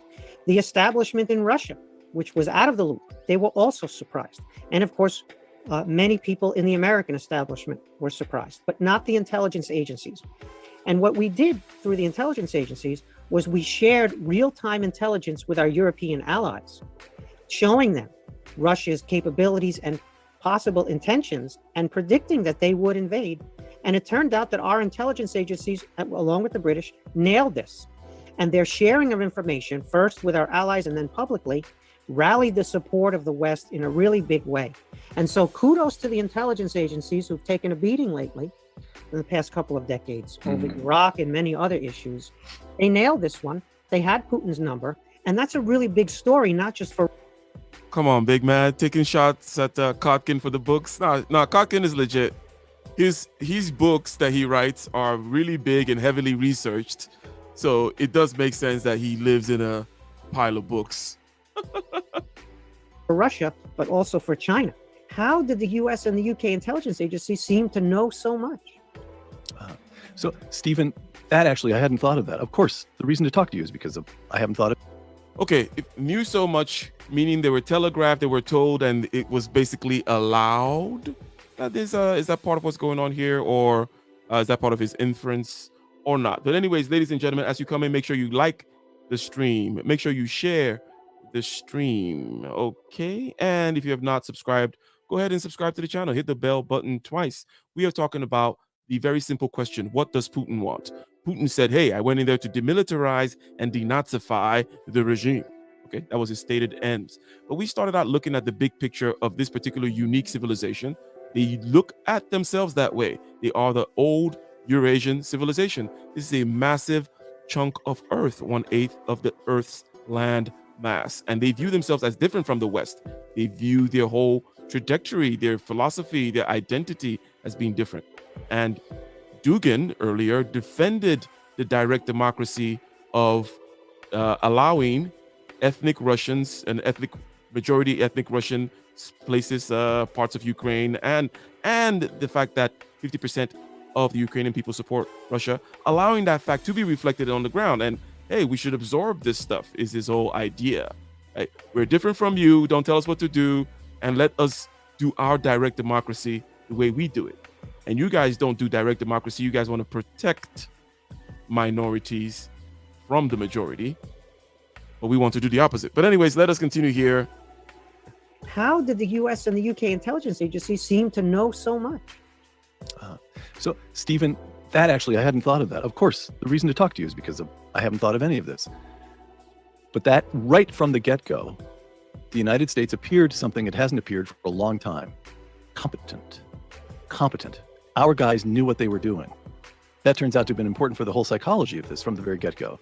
Is that right? Yes. First of all, let's admit that everything here is about the Ukrainian people and the Ukrainian. Oh yeah, Chigozie easy. Oh yes, 100%. And so I'm a fan of Steve Kotkin. However, I'm not an idiot, right? And I'm also a fan of him because he does not shy away from stating what his basic preferences or biases are. And that is why I started the video with Dugin. Alexander Dugin, as you know or may not know, is a Russian philosopher, is the kind of voice of Putin, if you will, of a certain sense. And we looked at Dugin get out with it with Fukiyama and the rest of them. And now we're looking at something else. And A, Kotkin does not hide his bias, and B, he's a good tactician and deliverer of information, right? That those whom have ears can eat the meat and indeed spit out the bones, ladies and gentlemen. The government in the first instance. They're on the front line. They're dying. The Russians are bombing children's hospitals. That's what's going on. And the Ukrainians refuse to capitulate. They're resisting. They're outgunned, but they have the resolve to fight for their own country. And that backbone of the Ukrainians, which surprised the Russians, surprised the Europeans, surprised many people in Washington who had a low opinion of Ukrainian society and of Zelensky, that has been the bedrock on which everything else was built. So on the American side, the debacle in Afghanistan, and actually the debacle of the rollout of a very good policy AUKUS, when we made the deal to sell nuclear submarines to the Australians and share greater intelligence, which was rolled out poorly and offended our allies in Europe, especially the French. Those big mistakes turned out to be learning moments for the Biden administration. And in some ways, the fact that they made those terrible mistakes made them better in this particular crisis, more prepared, more serious. And finally, the mistakes over 2014. Let's remember that President Obama was in power then, and Joe Biden was the vice president. Right. And many of the current members of the U.S. administration were in that Obama administration when they were taken by surprise by Russia's forcible annexation of Crimea, a territory that belonged to Ukraine. And so the reaction was not good enough. The surprise was terrible. And so they learned from that episode as well. So that's the great thing about a democracy. And this might also explain your point, Chaos, when you said, hey, didn't Putin just do something recently? And you were like, okay, well, yes, he did, but I don't think this other explanation say, well, we weren't ready, right? Like, in other words, that time they were like, taken by surprise by the annexation of Crimea. Like, no one thought it was going to happen. And this is something perhaps because he just mentioned that, the intelligence agencies did know this time, or perhaps even. But this is something that it seems like we are also a little surprised by, but we seem like we have our story more straight. And it's kind of obvious that we're not going to necessarily intervene. Okay. But again, my main point of doing this is in order to understand something that you're dealing with geopolitically, you need to understand that look at the other person as actually different. You cannot just look at Russia, for example, if you're a person from the West, as some other person that is trying to be you. Does that make sense in the chat, Big Mad? Can I get a one if that makes sense? That you cannot look at another civilization as just basically, oh, those are just some other people over there that they just really want to be us. They want the same things that we want. We hear that a lot out here in Western civilization about, oh, everybody wants the same things, because generally speaking, we like to universalize. We talk about universal human rights. We talk about a universal basis for making judgments as to how societies should or should not be. And that is the way our engine works. Okay. If you're going to have a capitalist thing, you're going to need individual rights of some kind to lubricate the process, the engine to flow. Okay. And then we start to think that this thing is mainly more objective and we can spread it all through the place. But some people have maybe prior ideas that may supersede this. Maybe we have systems of values whereby it's like, well, no, our Eurasian identity, our identity as the old Tsarist empire, our identity as a people that is different, distinct from you. We are the land power, you guys are the sea power, whatever it may be, that needs to be understood. So coming from the West, you need to look at these people the way they look at themselves, take them seriously enough, see how different they are, and then you decide what you're going to do. I'm not, for example, saying, oh, well, the West should capitulate to whatever Russia is going to do, but know that you should understand others in terms of them being different. Ain't that right, Chaos? Yes, indeed. It can learn, it can improve, and even people who perform poorly, they can get better. There are what we call corrective mechanisms in a democracy, whereas in an authoritarian regime, they get worse. They get narrower and narrower, and the information doesn't get through because people are afraid to bring. And again, this is an objective problem with authoritarianism, and this has nothing to do with Russia, okay, or the Eurasian Empire or whatever. This is about authoritarianism. The problem is, as I'm saying it for the 17th time during this particular stream, that when you have strong one-man rule, you can't also have strong institutions that last after that strong one-man rule, right? It doesn't work. So if you're trying to build this dynasty, you cannot be trying to also be a strong one-man rule type of situation. The two things are contradictions, as someone mentioned earlier, okay? So it's a problem. Stalin did the same kind of thing. It was too much of a one-man thing, and it could not last, okay? Anyways, let us continue. Bad information to the autocrat. And the autocrat thinks he knows better than anybody else anyway. And the autocrat starts to believe his own propaganda. And they lack the corrective mechanisms of elections, real markets, wise men behind the scenes who come up and say, you know, Mr. President, this may not be a good idea. Who does that in the Russian or, in fact, the Chinese case right now? Nobody. And so that's a big strength for a democracy. It doesn't have to be that we have smarter people. It's So, that we have Stephen, corrective mechanisms. Stephen, on American democracy and on the wise men and women, we should say, does this event settle a debate that's been taking place in foreign policy circles for 2 decades? And the debate is over NATO expansion. In 1998, we and our NATO allies, but the United States and President Clinton are the primary actors. They bring into NATO Poland, Hungary, and the Czech Republic. And then in 2014, I beg your pardon, in 2004, we bring in the Baltic states, Lithuania, Latvia, and Estonia, which of course border Russia. George Kennan, who was an old man but still kicking in 1998. Don't people understand? Our differences in the Cold War were with the Soviet communist regime, and now we're turning our backs on the very people, Democrats in Russia, who mounted the greatest bloodless revolution in history to remove that Soviet regime, close quote. Jack Matlock, ambassador to the Soviet Union under President Reagan, and a great Cold Warrior. This is not a softie. NATO expansion was the most profound strategic blunder since the end of the Cold War, close quote. One last quotation, if I may, and this comes from Stephen Kotkin in an email he sent to me a couple of days ago. So the idea of NATO expansion, okay, and I think basically here they're owning up to certain errors, because again, what does NATO have to do with this? Well, obviously, I might say that NATO is the tip of the spear of American influence in that area. NATO represents the West, okay, and the West is a sphere of influence geopolitically, meaning it is a system, political, economic, it's an organization, it's your crew, and this crew does the capitalist liberal democracy thing. The capitalist liberal democracy thing we know very well about. It's about ordering things on Amazon and having something called civil rights and having a democracy and blah, blah, blah. Okay. They run that game. And NATO has been encroaching upon old Soviet territory, making Russia feel scared, as it should.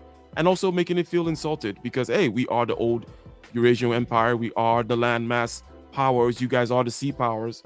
You guys are encircling us. And perhaps that's a great strategic blunder on our part. So says the guy so far, I believe. Hey, and this comes from Stephen Kotkin in an email he sent to me a couple of days ago. Nothing like admitting Poland and the Baltics to NATO to transform it from a motley bunch of pacifist nations that spend nothing on their militaries to a real alliance again, close quote.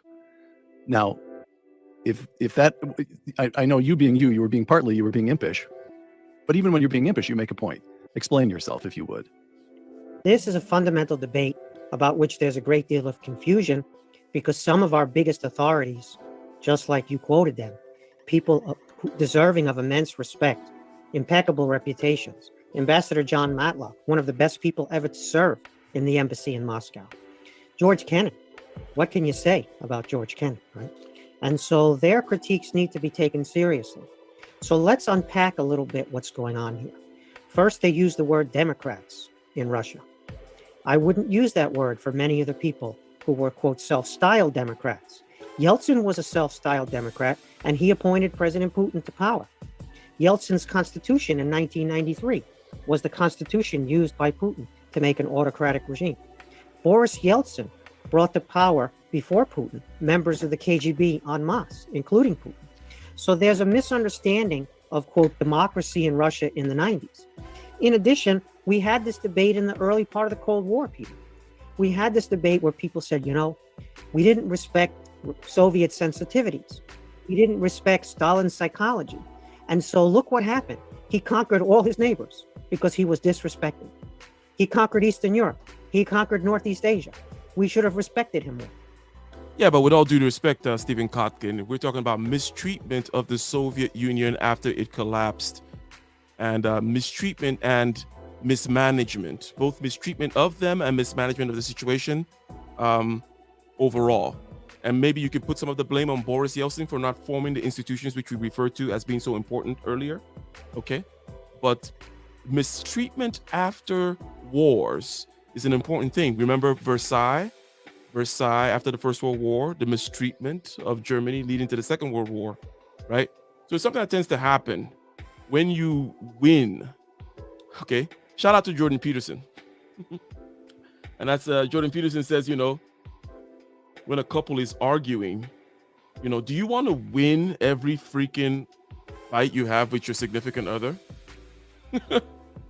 No, because then you're gonna be living with a loser, and and also because of all the other obvious problems that creates. But anyways, let's continue, ladies and gentlemen. Just making a pause there to perhaps give some pushback to Stephen Kotkin. Psychology. And so look what happened. He conquered all his neighbors because he was disrespected. He conquered Eastern Europe. He conquered Northeast Asia. We should have respected him more. Peter, I'm sorry, that argument is bunk. There are internal processes in Putin's Russia, which started in Yeltsin's Russia, which predate both of them by a long, long time, where the recourse to autocracy, the recourse to repression, the recourse to militarism, the suspicion of foreigners, these are not reactions to something that the West does or doesn't do. These are internal processes that had a dynamic of their own, and that NATO expansion became a pretext or an excuse post facto. For many years, we've now been having this, I would say, self-flagellation. Let's imagine that we don't expand the security perimeter and the realm of freedom. Where would those countries be right now? Where would Czechoslovakia, Poland? Okay, so Jared, Big Mad, we grant you your point. We say, hey, okay, cool, it's fine, right? NATO expansion will make Russia feel threatened. But let's say NATO did not expand, then what? Okay, in other words, have we not seen the nature of the modern manifestation of this Eurasian empire in Stalin and the Soviet Union and whatnot? What would have happened to these particular territories that we care about, or should care about? So goes the argument, right? Estonia, Latvia, Lithuania, where would they be right now? They would potentially be in the same place as Ukraine. So the causality is the opposite here. Moreover, another thing that the analysts, once again, we respect them, and this is an important debate. And there are some arguments on the other side. We did make many mistakes, as we do in policy. And we did sometimes prevaricate and mislead the Russians when we shouldn't have. And the Clinton administration has a lot to answer for in not always being straight with the Russians, which led to some of their grievances. But the Russians are responsible for their internal development. But the biggest mistake of all is when we conflate Russia with the personalist regime. So Putin feels insecure, and NATO threatens him personally in his mind. The EU threatens Putin. Democracy threatens him and his personalist regime. Does this threaten Russia? Now, that is a valid question, I would say. Go ahead. Because insofar as Russia has not created those institutions, or Putin, let's just say, has not created those institutions, then what do we know about Russia versus Putin in terms of how it manifests itself in the government of Russia, in the actions that the Russian government takes, right? So just because NATO is threatening to Putin, does it mean that NATO is actually threatening to Russia if it indeed were allowed to flourish and have such institutions that represent its actual will and identity? So goes this point. I think that it is a fair philosophical point to bring up. It's an empirical question, a question which could be checked, right? You could go and see, well, what exactly is this particularly threatening to the Russian people, or just threatening to a particular modality of government, a particular regime? Not bad, I guess. Let's see. Does it threaten Russian security? Does a flawed democracy like Ukraine threaten the security of a giant nation, a full civilization like Russia? Let's be honest. It does not. It never did. And so it's a fictitious threat, and it's a conflation of a country and its security with an individual and his personalistic, kleptocratic, gangsterist regime. And so I'm sorry, but I must disagree with those eminent analysts and say NATO is not responsible for the Putin regime or for the war in Ukraine. Should we have promised NATO membership in 2008 when we were not going to deliver on it to Ukraine and Georgia under the George W. Bush administration? I think there's a worthy debate to be had there, that promise which was an empty promise. Right. And when we made it, it was an empty promise, and we knew it was an empty promise. Was that a good idea? And the answer is probably not. But once again, the ability of countries to choose their foreign policy and their alliances voluntarily is written into the UN Charter. It's written into the 1975 Helsinki Act. It's written into the 1990 Charter of Paris for a New Europe. And it's written into the 1997 NATO-Russia Founding Act. And Russia's signature is on every one of those documents. Moscow signed the UN Charter. It signed the Helsinki Final Act in 75. It signed the Charter of Paris in 1990. It signed the NATO-Russia Founding Act, which puts no limits on NATO expansion, and Boris Yeltsin's signature is on that. And so, you know, Peter, international obligations and freedom and the defense of freedom are on one side, and Vladimir Putin and his gangster regime and his unprovoked invasion of Ukraine is on the other side.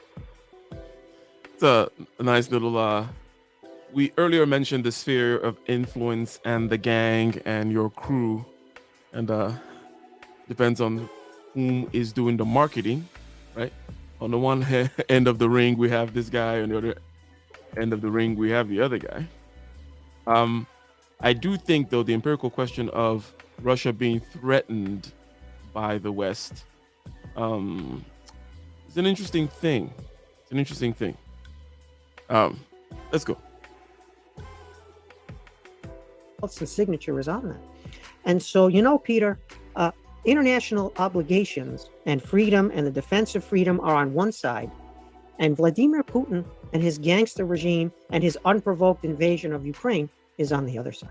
Stephen, I want to pursue that point one step further. You wrote, this is quoting you in an article you wrote in Foreign Affairs 6 years ago in the spring of 2016. Russia is right in thinking that the post-Cold War settlement was unbalanced, even unfair.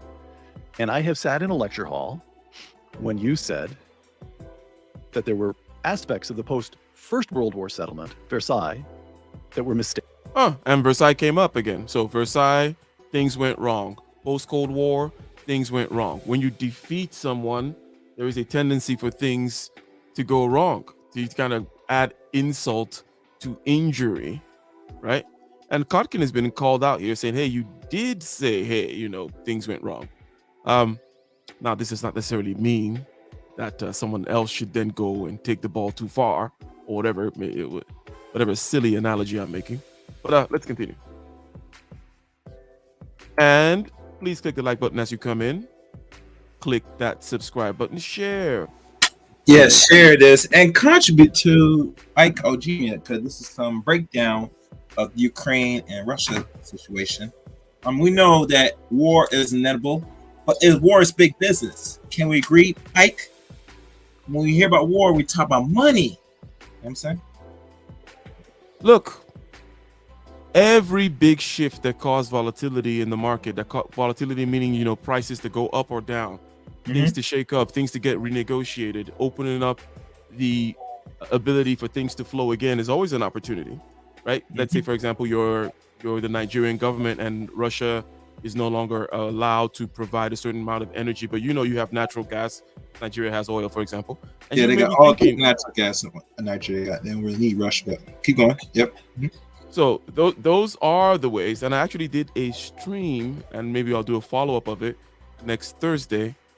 That was talking about, you know, the whole money thing and the war thing, and how people get rich from war, and how you can also do the same, right? Because another thing to look at, another quick one, is crypto, for example. Because if for Russia and, you know, maybe Saudi Arabia and people accelerate the move away from the dollar, which is the basic move, like, you know, ever since the dollar system came up, you can assume that others are trying to get out from under it. Okay. So yeah, because it's fiat currency. Yeah, it doesn't back up anything.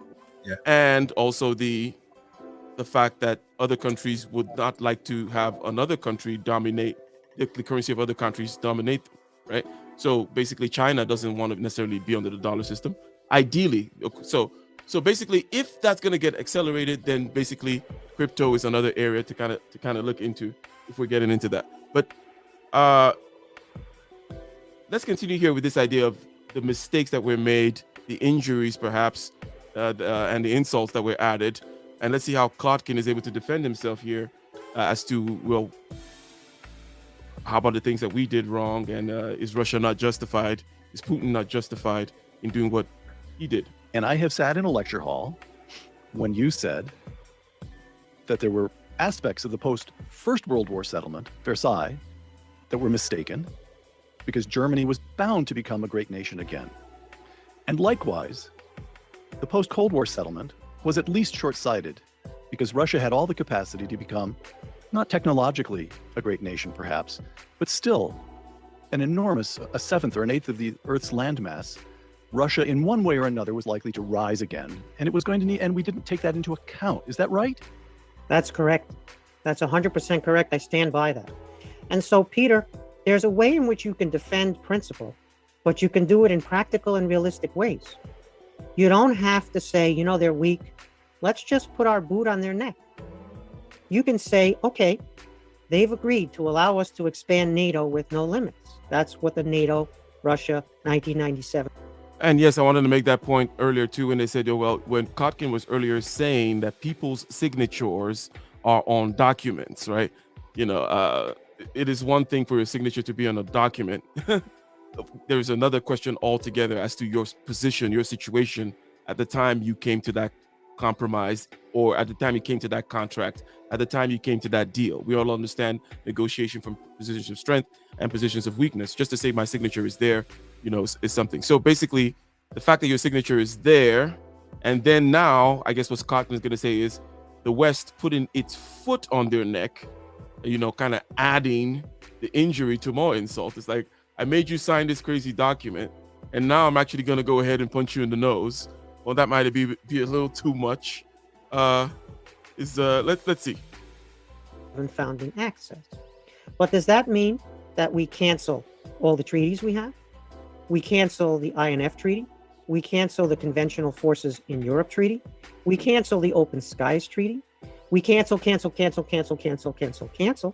because we love to cancel as a culture, and because we can do it. We can get away with it. So once again, to say that NATO expansion worked positively for the West is not to say that NATO expansion alone was the smart policy. The problem with our policy vis-a-vis Russia, as always, was Pygmalion syndrome. You see, we were going to go in there and make them, transform their personality, make them like us. Boom. That's exactly what I was saying earlier. The idea is when you're dealing with somebody else, and this goes for selling, persuasion, influence, and then all the way through to geopolitical understandings of the other side that you're dealing with. Okay? You need to look at them as different from you. You cannot be thinking of them as somehow A, puppets, or B, just another reflection of you, someone who is trying to be you, maybe, right? Which tends to be the notions that universalists have. And we're all nice little universalists, okay? We're all Western people. We're all trained in a particular way of looking at things, okay? And we do kind of think that that these human rights, or shall we say human nature, or human needs, desires, whatever it may be, some universality as to human values, okay? Now, when you do that, you make the mistake of start thinking that the other person is just like you or something. And that's a big error. But let's continue. We always like to think that if another country gets the opportunity, it's just dying to become like America. And China will become like America, and fill in the blank. Russia will become like America, every country. And that's not true, Peter. They have their own history, their own culture, their own institutions, and their own pride. And so when our Pygmalion effort in Russia predictably blew up in our face, which was parallel with our NATO expansion, we dropped the Pygmalion, but we continued the NATO expansion, and there was no real diplomacy taking account of any interests, strategic interests that Russia might have, as they rebuilt the power to push back. And so we left ourselves open to the surprise that Putin had the power to do something about the unfair settlement, and he did. But that's not to conflate it with NATO expansion. All right. Moving the borders of freedom, when you have the opportunity to do so. Okay. I'm gonna have him repeat what he just said. Okay. Pygmalion, but we continued the NATO expansion, and there was no real diplomacy taking account of any interests, strategic interests that Russia might have, as they rebuilt the power to push back. And so we left ourselves open to the surprise that Putin had the power to do something about the unfair settlement, and he did. But that's not to conflate it with NATO expansion.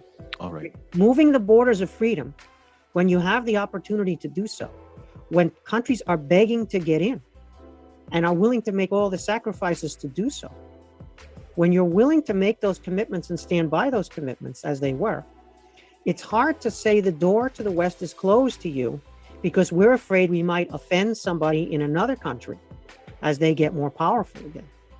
And so here, Peter, I'm left with walking in. Fair point. You know, people are begging to come in. They're saying, hey, I'll pay the deal. I'll sign the deal with you, right? You got mom and dad fighting. And the kids are like, hey, dad, you know, I'll take your deal. And dad's like, I don't know. That's the situation, right? It's like, hey, you know, these countries are wanting to join the West. Is the West just going to say, hey, you know what? I don't want to make Putin mad. I don't want to make Russia mad. But I think that partly that might be your answer sometime. As a matter of fact, right now, we're not intervening in what Vladimir is doing, and he's going to get most of what he wants out of this. But anyways. And chewing gum at the same time. Remember Reagan's and the Reagan-Schultz approach. Get strong and get a diplomatic channel at the same time. And so you can negotiate because you have to talk to the other people. You may not like them. They may not like you. There are fundamental differences in values and culture, but they live on the same planet as you. And they have a lot of things they can do you harm, which we could talk about and should talk about at length if we get the opportunity. And so ignoring them, let's hope they go away. We tried that a couple of times. They interfered in our election. Let's try to, quote, reset relations with them without much of an agenda, but, you know, let's be friends. Let's overcome the misunderstanding. We've had a lot of naive approaches after the Pygmalion self-destruction of our Pygmalion policy, after that blew up in our face. And so one track kept going forward with the NATO expansion, and the other track kept going like this and feeding on itself and mistake after mistake. And so we're left where we are now, where Russian elites need a stake in the international order. And that stake would mean that instead of being incentivized to disrupt and overturn, they would be incentivized to help that international order be stable. But we can't allow the price for that incentivization, for that stake in the international order, to be the freedom of other countries. We can't give away other countries' freedom. We protect the principle, but we're more practical in terms of a stake in the international order. I've been arguing. Yes, and this is what Kotkin started with, the idea of the sovereign nation, saying, hey, Henry Kissinger, you said, hey, you know what, the Ukraine is a long part of Russia's history and whatnot, but hey, you know what, Ukraine is a sovereign nation, and in this particular political order that we have established, which is a good one, and it functions, okay, and it pays the bills and it gets things done and it's lifting people out of poverty. I know there's other good things. In that particular order, we cannot just feed these other nations to you. It doesn't serve our particular purposes. Even though, for example, we will let Saudi Arabia kind of just beat the crap out of Yemen, let's say, right now, which is actually, it's still going on. You can check. Well, actually, once America pulled back, they reclaimed the country overnight. Think about it. Some parts of the Middle East, though. That quick. Arguing that, Peter, since, maybe since kindergarten. Stephen, from Russia to the rest of the world. Again, we're speaking on day 8, just day 8, 1 week and 1 day since the war began. But the response of the United States and its allies has been dramatic. Thousands of weapons shipped to Ukraine, heavy economic sanctions on Russia. I haven't looked at the markets today, but yesterday the value of the ruble was down 30%. The value in the Russian stock exchange capitalization was down by almost half. And that's not all. We're also hearing leaders say things that would have been, again, unthinkable just 9 days ago. Former Prime Minister Shinzo Abe of Japan, who, as best I can tell, is the grand old man of Japan now. As best I can tell, Shinzo Abe has more standing than any other figure in Japan, short of the emperor. And he gave a speech in London saying that Japan should consider nuclear sharing, that's the phrase, of the kind under which NATO countries permit American nuclear weapons on their soil. He also urged the United States to drop our policy toward Taiwan of strategic ambiguity, publicly committing ourselves to the defense of Taiwan. This is a diplomatic world turned upside down. Even more striking, German Chancellor Olaf Scholz, the leader of the SDP, the center-left German party, just listen to this. In the last 8 days, he shut down Nord Stream 2 by halting the certification, the pipeline from Russia to Germany. He's agreed to exclude German banks from the SWIFT international settlement system. He's announced that Germany would send 1,000 anti-tank weapons and 500 Stinger missiles to Ukraine. He summoned the Bundestag to an emergency session, the first time they've ever met on a Sunday in history, to announce that Germany would spend 100 billion euros this year, additional euros on its defense, and that from now on, Germany would finally honor its NATO commitment of spending 2% a year on GDP, and that the German Air Force was going to buy American F-35 fighter aircraft, the most sophisticated fighters in the world. Foreign Policy magazine, quote, "Decades of German taboos dissolved amid the applause from the Bundestag and the pro-Ukrainian chants of upwards of 500,000 demonstrators throughout central Berlin," close quote. Which is also good for the complex, the money, by the way, the military-industrial complex, which is another area of investment which we did not mention earlier. I mean, not that that was the focus, but we mentioned cryptocurrency. We mentioned also certain energy developments of certain places that maybe are not big producers. And now we're talking, obviously, of the military-industrial complex as these countries decide to spend more. The NATO countries are going to be spending more money on their defense budgets and buying more planes, F-16s and whatnot from the United States. Step outside Ukraine for a moment. Has Vladimir Putin created a new world? Potentially. This is an enormous opportunity for us. Let me answer by talking about something I got right and then something I got wrong. I've been arguing for a really long time that the West is unbelievably powerful, that the West has all the institutions, all the human capital, all the technology, all the power, and yet it doesn't understand that. Here we are in the West, and we're talking about how we're in decline. We're talking about how transatlanticism isn't necessary or doesn't work anymore. We're talking about how flabby NATO is, and maybe it's brain dead and maybe should go away. We're talking about how we can't teach Western Civ at our universities because it's just too much a story of genocide and other crimes. We're flagellating ourselves for years about the rise of China, about the supposed rise of a multipolar world, and all other stuff which turns out to be nonsense. It turns out that the West is unbelievably powerful. It just needed to remember that. It turned out that the United States is a superpower.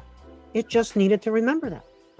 We have the financial system. We have the deepest, most liquid markets. We create the technology, and that includes the biotech, as well as just about any other sphere you could name. We have the institutions of separation of powers, limited government, rule of law. We defend liberty. We have defense of private property. My God, I could go on. We're the West. And so I've been saying, let's wake up one day and be the West. And let's cut the nonsense, the self-flagellation, the talk about a multipolar world that doesn't exist, the talk about how we need to be embarrassed for our civilization. No. Because the West, Peter, is not a geographic term. It's an institutional package. Russia is European, but not Western. Japan, which you mentioned, and our friend Shinzo Abe, they're Western, but not European. The Australians are Western. All those who share our values and above all our institutions are part of the West, and it's the strongest voluntary sphere of influence that's ever existed in world history. And Vladimir... Sphere of influence, the gang, as we also called it earlier. Ladies and gentlemen, once again, click that like button, click the subscribe button, click the share button, and make sure you go ahead and click that super chat as well. Support the show. Okay, now some things have been said in the chat that are quite interesting. Speaking about whom suffers for the sanctions, the one that I have over there saying the proletarian, that the poor people, yes, do suffer. The poor people in Russia, Ukraine. possibly. Yeah. Pardon me? Probably Russia. If they're sanctioning Russia, maybe the people that's poor in Russia might be feeling it. Then, you know. Of course. And also, I was going to say, yeah, the poor people in Ukraine are feeling. It's always, the poor people are always the most hurt. It's always it's a truism. It's there's this thing that you can always add to the end of any headline. It's like Hurricane X, like women and children most affected, right? Women and children most affected. So that's you can always say that, okay, the poor most affected. That's typically how it ends, how it tends to be. But also, in addition to that, we were talking about earlier how the capacity of the Russian people to suffer and how actually it may end up consolidating the people, creating solidarity, right? And obviously, let me know if this makes sense, the person who put on this comment. The fact that you're putting pressure on the proletarians, as you say, right, might actually then increase the spirit of nationalism, the spirit of solidarity, and maybe even the spirit of supporting of Putin, right? Which was the unintended effect. It was supposed to deter the people from being resolved in a particular direction, but then it has the opposite effect, or it could have the opposite effect. But anyways, Kotkin here taking a strong Western stance. Like, no, let me ask you, Chaos, what do you think about Kotkin? What he just said here? He said, hey, look, we got the biggest guns, okay? We got, more or less what he just says, like, look, we got the baddest, we got all the money, we got all the technology, we got the biggest guns, we got the baddest bitches, whatever it is, all that stuff. And let's stop pretending like that's not what this is all about. And let's stop apologizing for it. What do you have to say about that? Well, they're flaunting right now. Say I have the power. Try to stop me. Try to topple me. That's how I look at it. You get me? And you know how the male ego is, Ike. When we got it like that. We like to floss it, show it, and to be intimidating to others. You get me? So yeah. And we have somebody that came up here. We got a new person. Yep. Well, do you mind introducing yourself, new person on the panel?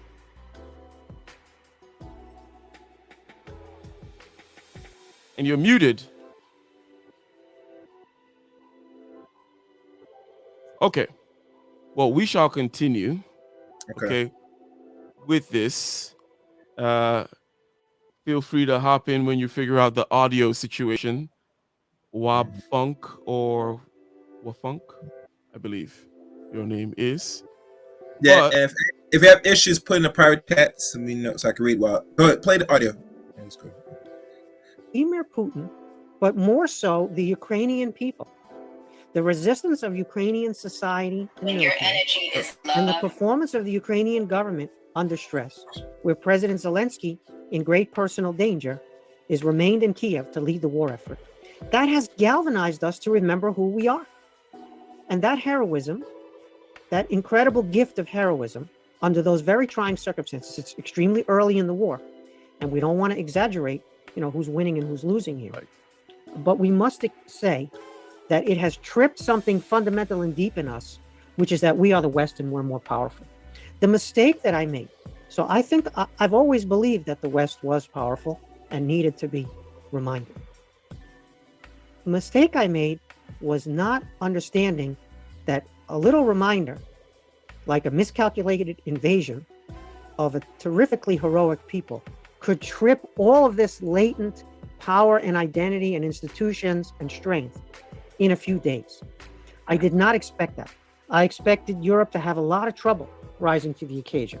I expected to see people in Washington be very divided about the wisdom of supporting Ukraine against Russia. Instead, I was proved wrong, and thankfully so, that the West, which I always knew to be strong, did rise to the occasion. But here, Peter, we have a contradiction. It's not just about the West. You see, there are two views of global order operative in the American context, and they derive from the Roosevelt era, the Roosevelt administration, inherited by President Truman. One was the United Nations, the global commonwealth. We're all part of the world in the sense that we can all become democracies sooner rather than later by doing economic growth and adopting certain institutions and the growth of a middle class and modernization theory. And so we should build an inclusive order where everybody gets in and a global commonwealth. And then there's another order, which was the West. And that was galvanized by the Cold War. And it should stand up to unfreedom and the enemies of freedom at all costs. And it should do so sometimes by supporting even dictatorial regimes, like Jeane Kirkpatrick once argued, that there are two kinds, dictatorships and totalitarianisms. And so there should be a West, which is fundamentally values and institution based, and then there should be partners, sometimes don't belong in that category of rule of law, democratic orders, but they are important. Okay, before I continue here, got some comments to make. Wab Funk, you want to go ahead and try your audio again? Can you say something? Testing. I'm here, just listening for now. Thank you. Just listening for now. Thank you. Okay, so we started out looking at the Eurasian landmass, talking about, hey, look how far away Georgia is. Okay, and Stalin came from Georgia. Georgia is closer to Iraq than Moscow, right?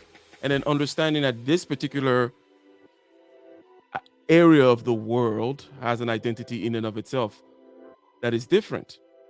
And that even though it is tempting for us to kind of universalize things, especially us that are trained in a particular way, that the beginning of wisdom in dealing with others is to actually understand that they're different, okay? And understanding what they actually want and how they actually view themselves, not necessarily what they should want, okay, or how you view them, is key, okay? Now, this doesn't change what you may want, and you can still come out with taking the position of, let's say, a Stephen Kotkin on this and saying, hey, look, we are the West. We got the biggest guns. We got the institutions. We have all those things that you don't have. As a matter of fact, it was said that the Soviet Union at its height, I believe, was about a third of the GDP of the United States. Now Russia is about a 15th, so not doing particularly well. But we've seen also that there were mistreatments along the way after the war, you know, just like after Versailles, and then also after the post-Cold War situation. But the point is, even the Soviet Union could not withstand the inflow of these American products. Okay, a big part of the falling of the morale of the Soviet Union was that whole when the American toys were seen, and the leggings and the plastic goods and all the abundance of the production that was getting done. Okay, those were the bombs that took down the Soviet Union in this particular narrow, broad stroke type of way here, ladies and gentlemen. So now, if we go back to Dugin's point, okay, Dugin is saying, look, okay, and that's Alexander Dugin, a Russian philosopher that started answering that question for us as to what exactly is this Eurasian spirit, the Russian spirit, the way of them looking at themselves. Now, Dugin is an anti-liberal, doesn't believe in this primacy of the individual that the West seems to emphasize. And we looked at that primacy of the individual as being a functional thing when it comes to capitalism, because it does allow for the lubrication of capitalism if you have a certain kind of what you call liberal view of individuals and their rights and whatnot, right? But Dugin is saying, hey, look, indirect democracy in these areas, for example, where we have ethnic Russians, in Ukraine, for example, where 50% of the population is pro-Russian, but the government is anti-Russian. What does that mean? Isn't that a manipulation of you, the West?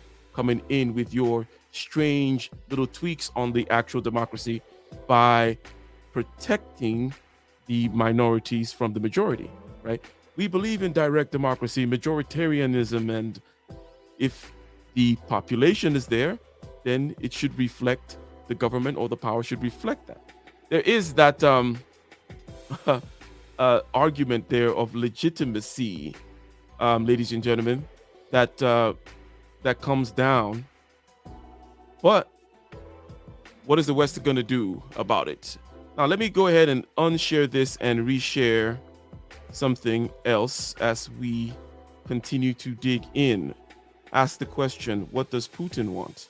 Putin says, hey, I'm here to denazify and demilitarize a particular area. Okay, those were the stated ends, at least approximately recently. But then there's a whole history to this, is there not? And earlier we looked at Kissinger, Henry Kissinger, talking about the fact that Russia is, the Ukraine is special to Russia. Now, there's a certain aspect of this video that we didn't look at before, but let's see here before Dugin comes in. Okay, cool. I believe it's probably right on here. Fair use.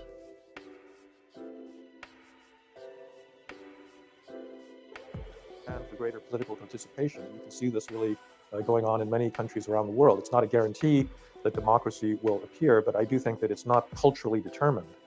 And we're going to continue our exploration of how democracies function or not, and why it is that in some parts of the world, words such as democracy and freedom conjure up images of chaos, decadence, and disarray. So, joining us now in Moscow, Russia, via Skype, here's Alexander Dugin. He's a Russian philosopher and political activist. His most recent book is called Eurasian Mission, an introduction to Neo-Eurasianism. And joining us in Klagenfurt, Austria, via Skype, there's Ivan Krastev, chairman of the Center for Liberal Strategies in Sofia, Bulgaria. He's a permanent fellow at the Institute for Human Sciences in Vienna, Austria. And his most recent book is called Democracy Disrupted, The Politics of Global Protest. And we welcome our two other gentlemen to our program tonight. Ivan Krastev, I'd like to start with you.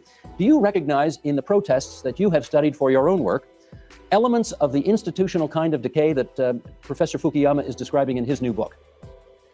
Yes, I'll agree, because I do believe one of the most important things about democracy and any political regime, this is the capacity of self-correction. You cannot expect that political regimes are always going to develop upwards. And this is something that Kotkin emphasized earlier, the capacity for self-correction, saying, hey, the Obama regime was surprised by the annexing of Crimea. But you learn, and that is the importance of institutions. Institutions give you longevity, by the way. It takes individuals to change things. It takes radical individuals and prophet types, the crazies, to come in and change things, spin things around. But without institutions, you don't last. Without individuals, you don't get change. But without institutions, you don't get longevity. There are always going to be crises, they're going to be decline. But the basic problem is, do you have a capacity to learn from your mistakes? And I do believe one of the interesting stories which we see today, and I do believe it has a lot to do with the problem of governing these days, is that never in the world before it was so easy to get power and to lose power, but it is so difficult to govern. And part of the protest that we saw in the last 5 years, and by the way, in the last 5 years, in more than 70 countries in the world, both democracies and non-democracies, we have these very powerful popular protest movements, most of them not being organized by political parties or by trade unions. And what is important about these movements was very strong anti-institutional ethos. These people are not interested to be power. In a certain way, for them, the most important was to be critics of power. And I do believe this has something to do with the problem of difficulty of state building and governing, which Professor Fukuyama was talking about. Let me share an excerpt from your most recent book, Democracy Disrupted. You say the following: where governments are less powerful than before, corporations are more mobile and political parties bereft of the capacity to build a political identity around visions for the future. The power of citizens derives from their ability to disrupt, echoing very much what you just said. I want to ask about the importance of the so-called vision thing, as George Bush the father used to call it when he was president of the United States. Do you think the absence of a vision is creating conditions of civic unrest? I do believe, because this is the problem of political loyalty. In my great book, Exit, Voice, and Loyalty, some decades ago, Albert Hirschman was making the major distinctions between the way we react to dissatisfaction in the field of politics compared to the field of market. He said, when you don't like a certain commercial product, you simply stop buying it. But when it comes to politics, exit is not the only option. if you're really loyal, basically to share a vision, if you have a loyalty to the community, you're not simply leading the country, you're not simply leading the political party, you're trying to change it. And I do believe from this point of view, vision is clearly important because vision creates identities. And from this point of view, some of the new protest movements which we're talking about were quite weak in creating political identities which are going to survive more than the time that we have been together on the square. All right, vision is one thing, but we also hear a lot talk about these days about greater transparency. Do you think if we had political institutions that were more transparent to their citizens, that would enhance the trust we have in them? Listen, transparency is very important, and this is part of the problem of the accountability that Professor Fukuyama talks about. But I do believe that we are slightly moving in an extreme direction, basically trying to believe that transparency is going to be the solution of all problems. Don't forget that democracy started not with transparency, but with secrecy. It was the secret vote that empowers the people. And I do believe that... This is an important point that was just made, by the way. There is a prejudice to prefer transparency, right? We are prejudiced, we being, people whom are influenced by the democratic mindset, prejudiced to transparency, thinking that, well, if things are out in the open, that they tend to be cleaner, less corrupt, if you will. The whole idea of sunshine being the best disinfectant, if you will. But if you can imagine that transparency also leads to groupthink, right? Like if you have people looking over your shoulder when you're making a decision, well, what are the chances of you being more objective, right? Does that make sense? Basically, if all decisions are completely transparent, everyone is watching everyone else, right? Then things are actually less objective, less, shall we say, individuated, and they tend to become more groupthink-like because everyone is trying to get the outcome that he thinks the watchers wants him to get. That's a typical kind of monkey see, monkey do behavior, which, we are the monkeys after all. So transparency is not always all that is cut out to be, but it's a democratic bias, liberal democracy bias to just think, oh, more and more transparency.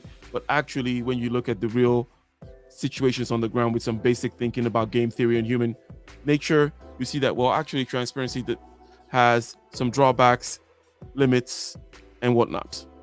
The very fact that you believe that certain decisions are going to be transparent does not mean that these decisions are going to be fair, that these decisions are going to be good. And in my view, at least, transparency could be an instrument for good politics, but I don't see the transparent as a goal. And from this point of view, I'm not sharing some of this obsession and some of this belief that transparency is the answer to all the questions that we see. Not knowing everything basically does not mean that we're going to agree on the same thing. So from this point of view, I don't believe that transparency is enough. Okay, Alexander Dugin, as we welcome you into this conversation now, I wonder if we could start by having you tell us what your perception. Alexander Dugin again, you should check him out, a Russian philosopher. If you only want to know what the mind of Putin is, the mind of the contemporary Russian spirit of the state, if you will, the state of the state. At the moment is of Western democracies as described by our other two guests. My vision is much more critical than previous guests because I think that we are dealing now not with technical but philosophical or metaphysical problem. So the problem of the crisis of democracy lays, as long as I see, in the incapacity of the West, of the Western civilization to understand the positive other. The West is dealing only with negative vision of other. Other or is the same as ourselves or is the lesser. So it is based on kind of messianic conception of universalism of Western civilization, where the West has constructed liberal democracy that maybe fits to the Western culture, Western history, maybe not. It's up to Western citizens to judge up to which point this is suitable for them. But all that is based on the absolutely racist premise about universalism of the Western. So universalism, again, the idea that Western values are not just a question of a local phenomenon, something that can only be judged by the West, but that's something that are universal about human nature, right? It makes claims about human nature.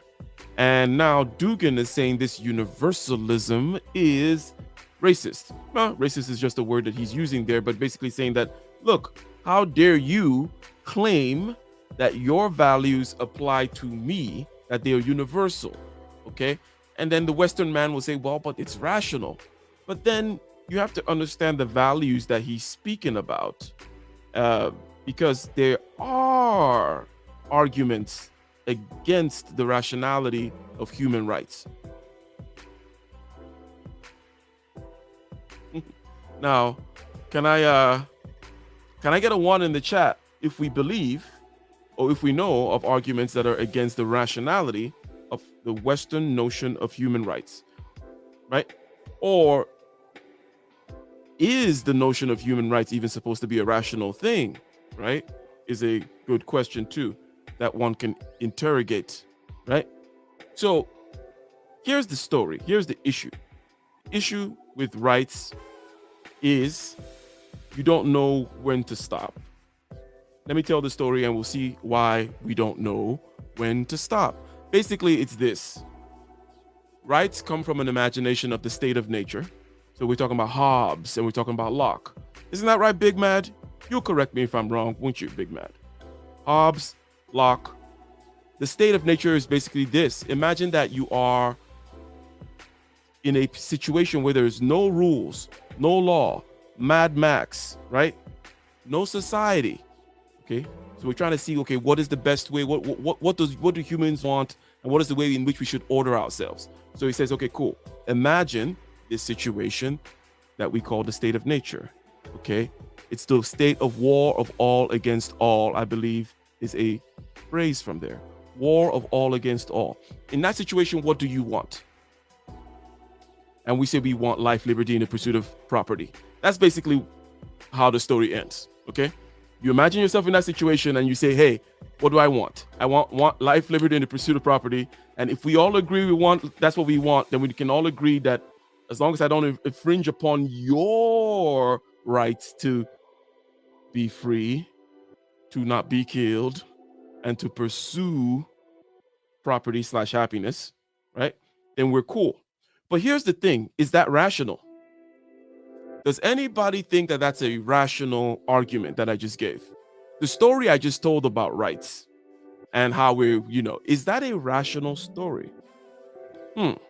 Or how rational is it? Where does it break down? Where does its rationality break down? What's the weakness of its axiom, right? Does it have weak foundations? Okay. Now, one problem with it is that rights are basically what you feel. Here's why you don't know where to stop with rights. Why stop at life, liberty, and the pursuit of happiness? How about my right not to see green? Maybe because I hate green. How about to be extreme and silly about it? But people talk about the right to health care, the right to food. People talk about freedom from poverty or freedom from certain kinds of things, because you have freedom to do things and you also have the idea of freedom from things. The point is, when you imagine a situation and you say rights are just basically a feeling that we can all agree that we don't want to die. But not wanting to die is not a rational argument.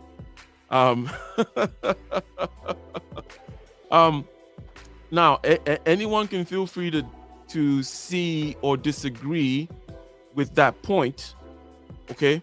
But do we at least see the point that not wanting to die, saying, hey, I don't want to die, and I just feel like I want to be free, is that a rational argument?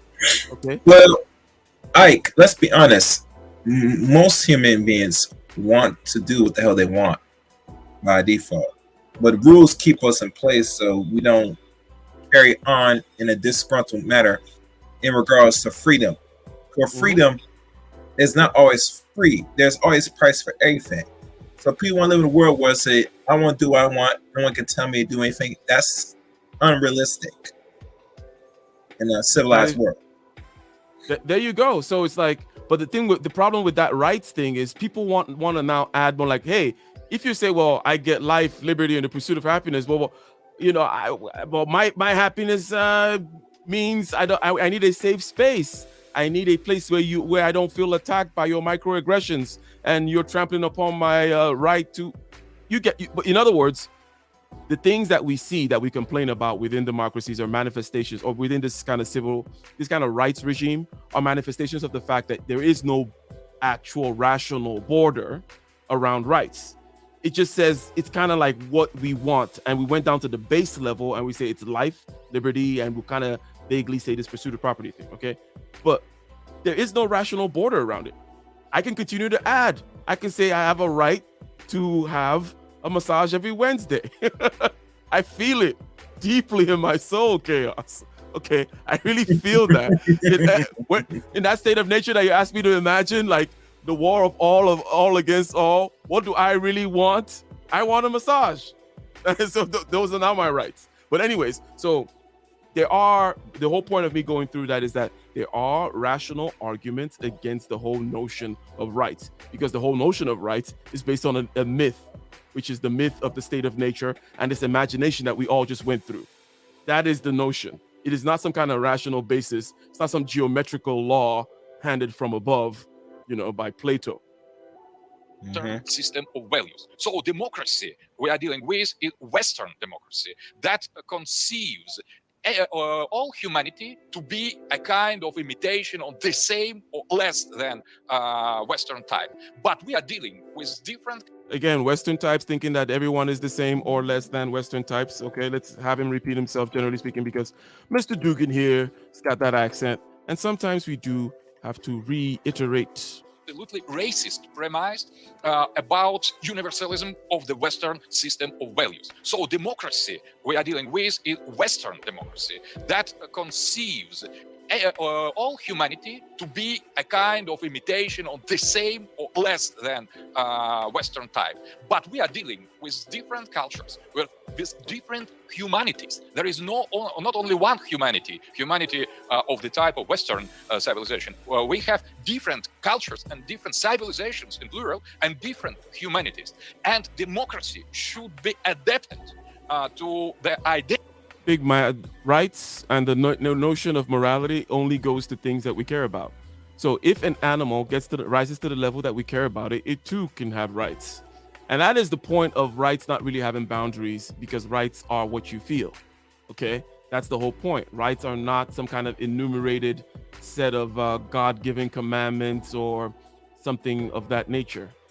If we don't care about ants don't have rights. If we care about dogs, maybe they have a right to be free or something of that nature. Identities, different identities that should be taken positively and not negatively. So I think now the protest against the West and the feeling of the decay of the Western democracy that I share with Mr. Fukuyama, basing on completely different approach, I think that it is a common Okay, fair enough. Rights are not feelings. I am making a polemical point that says that rights are based on feelings, and they're based on feelings in the way in which I just described earlier when I said, hey, it is a feeling that you do want to be alive. We all share that one. It's probably the deepest, most basic, dumbest, basic feeling. Okay, all right. And I'm saying that based on that comes this notion of what our political order is, and it is faulty because you don't know where to stop. If you live it at life, liberty, pursuit of happiness, it is fine. It works just well. But the thing is, it is not a solid bulwark, rationally speaking, is all I'm saying. Feelings, common sentiments of different cultures and people, but that is a kind of demand of profound, deep decolonization, deep de-westernization. There are many positive aspects in the West, but the one thing that everybody in the world, except maybe the West itself, hates, it is the way of imposing the values as something universal. So I think that this time it is a kind of lesson to teach to the West, to the Western civilization, that there can exist, that there can be positive other that should not be judged by the Western patterns and should be acknowledged as something other that doesn't is the same or lesser or worse than the Western culture, but it's simply different. This positive difference, it is demand of deep decolonization and deep devastation of the people. So we consider that there is not only one type of democracy, Anglo-Saxon, as Mr. Fukuyama has. Not only one type, no universalism. You're not going to come in and hit me over the head with your Anglo-Saxon democracy. We are the Eurasian Empire. We are Russia. We are different. Explained brilliantly. So it was historic experience.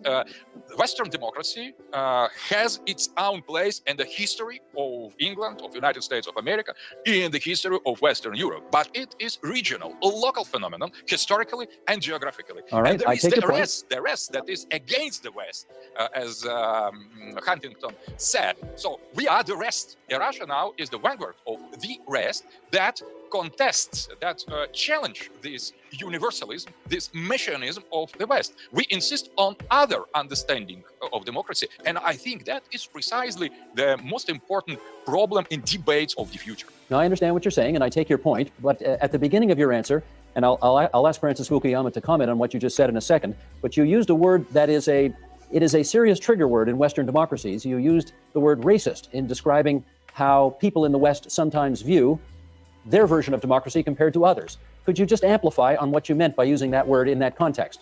So, that very important scholar of England, John Hobson, the specialist in international relations, explained in his brilliant book concerning Eurocentric vision of world politics what is precisely the basis of subliminal racism of the Western civilization.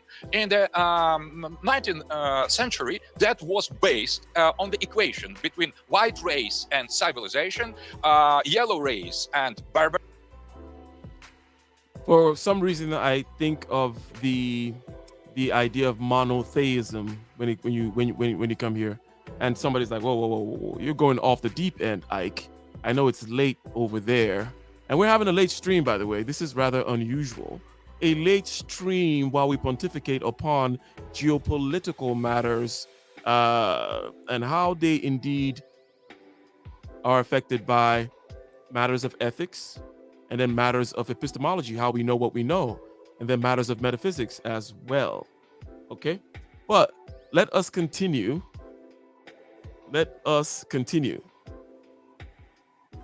Barbarism and black race as savages. But after the criminal experience. Well, back to the monotheism. Monotheism, basically. Okay, so the idea of universality, the idea of universalism, the idea of, let's say, the universalism of this human right, that everybody does want to, Chaos Rain reminded us that everybody does kind of want to live, okay? So that is a universal notion, or the actual notion that there is such a thing as human nature, or the notion that there's such a thing as truth even. We know how deep this rabbit hole goes, right? It goes down to the notion of such a thing as truth, okay? And that it is a universality to it, is very much tied to a monotheistic, in other words, one God view of the world. Okay, so if you have a one God view of the world and a universalist view of the world and a, shall we say, kind of Western rationalist view of the world, you do kind of look at everything. Everything is kind of generalizable. Most things are generalizable. That, hey, that person over there in the bush, he's just like me. He wants the same things that I want. He wants a good family and a good job and be able to have good friends and whatever it may be, good experiences, live a good life, whatever, all those kinds of things. We think that these things are universal because we are indeed in that mold of objectivity, which is a scientific mode, okay, but it's not the only mode of being. It's a mode of knowing. It's a mode of epistemology, but it suffuses monotheism and, shall we say, even current forms of truth dogma type cultures. So we'll go argument of people like Dugin. But the thing about people like Dugin that rub me the wrong way is I don't really think that they are coming from a point of view of real alternatives. I don't think they actually are standing there saying that they don't believe in any kind of universality or universalisms, But in other words, I'm skeptical about them. But they can prove themselves, I guess.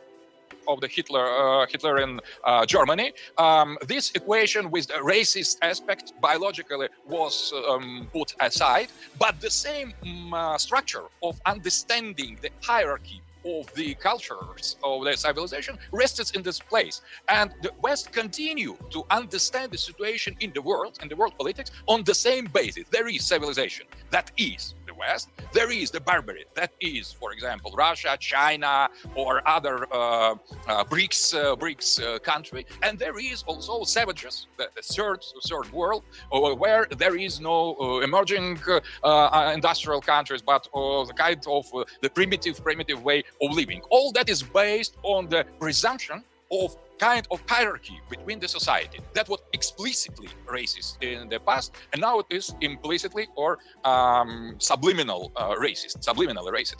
But I think that is the problem. You need to, being real Democrats, you need to put aside this universalism and try to understand why, for example, some tribes don't want to go in the same sense of development as Marcel Mauss has shown, that there is a kind of rejection, refuse to the progress, to the accumulation of the goods by some archaic tribes. And that is decision that we need to take seriously if we are not racist. So I think that the problem of the biological racism is resolved in the West, but cultural racism still exists, and it is precisely in the core of the Western thought and the Western geopolitics, Western strategy, a Western set of values. And I think that we need to stop that. It is not democratic enough. Francis Fukuyama, I suspect there are many in the West who would plead guilty to feeling that we have.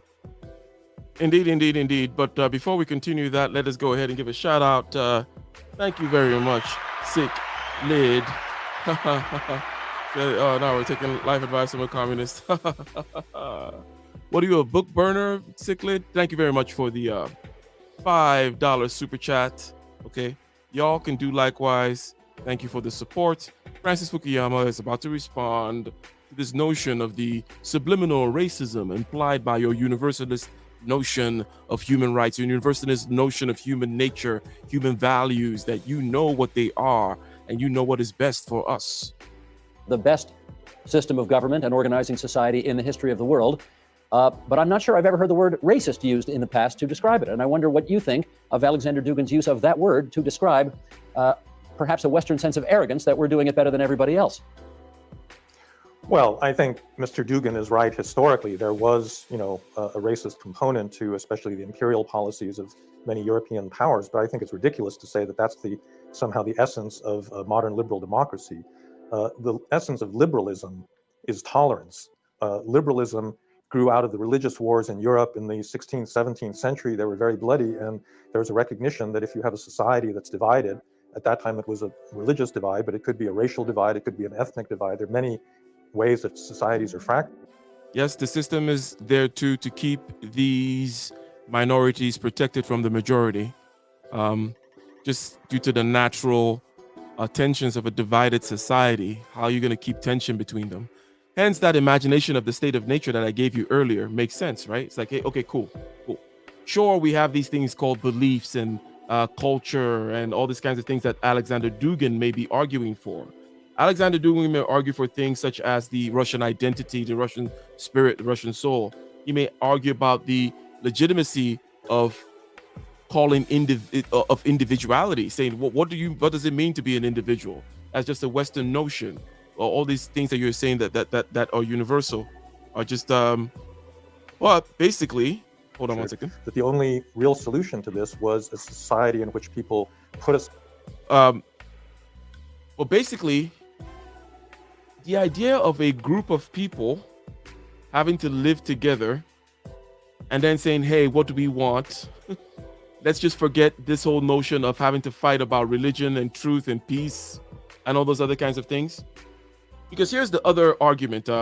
Big Mad and all those other people that I tried to convince earlier, you listening right now to this very conversation, ladies and gentlemen, I was trying to tell you that, hey, there are rational arguments against the notion of rights, and that rights actually does not come from a rational place. It comes from an imagination where you go and you pick out almost a deep instinct for survival, if you will. And we say, hey, if that's what let's base our foundations there. Leo Strauss said that the moderns base their foundations on low but solid ground. So the ground of saying, hey, okay, I'm going to base my foundations on the fact that I want to survive. Okay, I want to live. I want freedom and I want to pursue. That's a low but solid ground. What's the alternative? The alternative is to go into something like Plato's Republic and talk about the perfect philosopher king with the perfect rules for society that is based on what is good for the individual and the society and the relationship of the individual to the society, or other alternatives such as the religious alternatives that put God at the center. In other words, these other forms of order, okay, that are not low down, but they're high up. They're high up in the realm of ideas and ideals, if you will. So the point is, people are fighting over these different ideals. Religious wars in Europe, bloody religious wars about whom is the best Platonist, because most of them were just kind of repeating Plato. St. Thomas Aquinas, for example, kind of Aristotelianizing of Christianity by his scholastic stuff. But anyways, so the whole idea of fighting over these ideals, how about we just bring it down low? This was the great achievement, okay? Because, you know, we're being fair here. We're talking about both civilizations, both sides, what they bring to the table, what they did right, what they did wrong. One of the great achievements of this rights thing is it took the fight away from that high level. Does that make sense? Can I get a one in the chat if the understanding of human rights, which talks about, do I just want to live? What do I want to do? What do I really want down below? Versus talking about the perfect society, the nature of the good, or God, and all those other kinds of things. Let's stop fighting about that. Let's agree that we want life, liberty, pursuit of happiness, and we can, you know, the rest will take it out of the political arena. We're going to take all those other things out of the political arena, and we're just going to settle on this low ground. Now, that low ground tends to be actually stable and solid. Now, the question is it a universal argument, right? Is it a universal argument?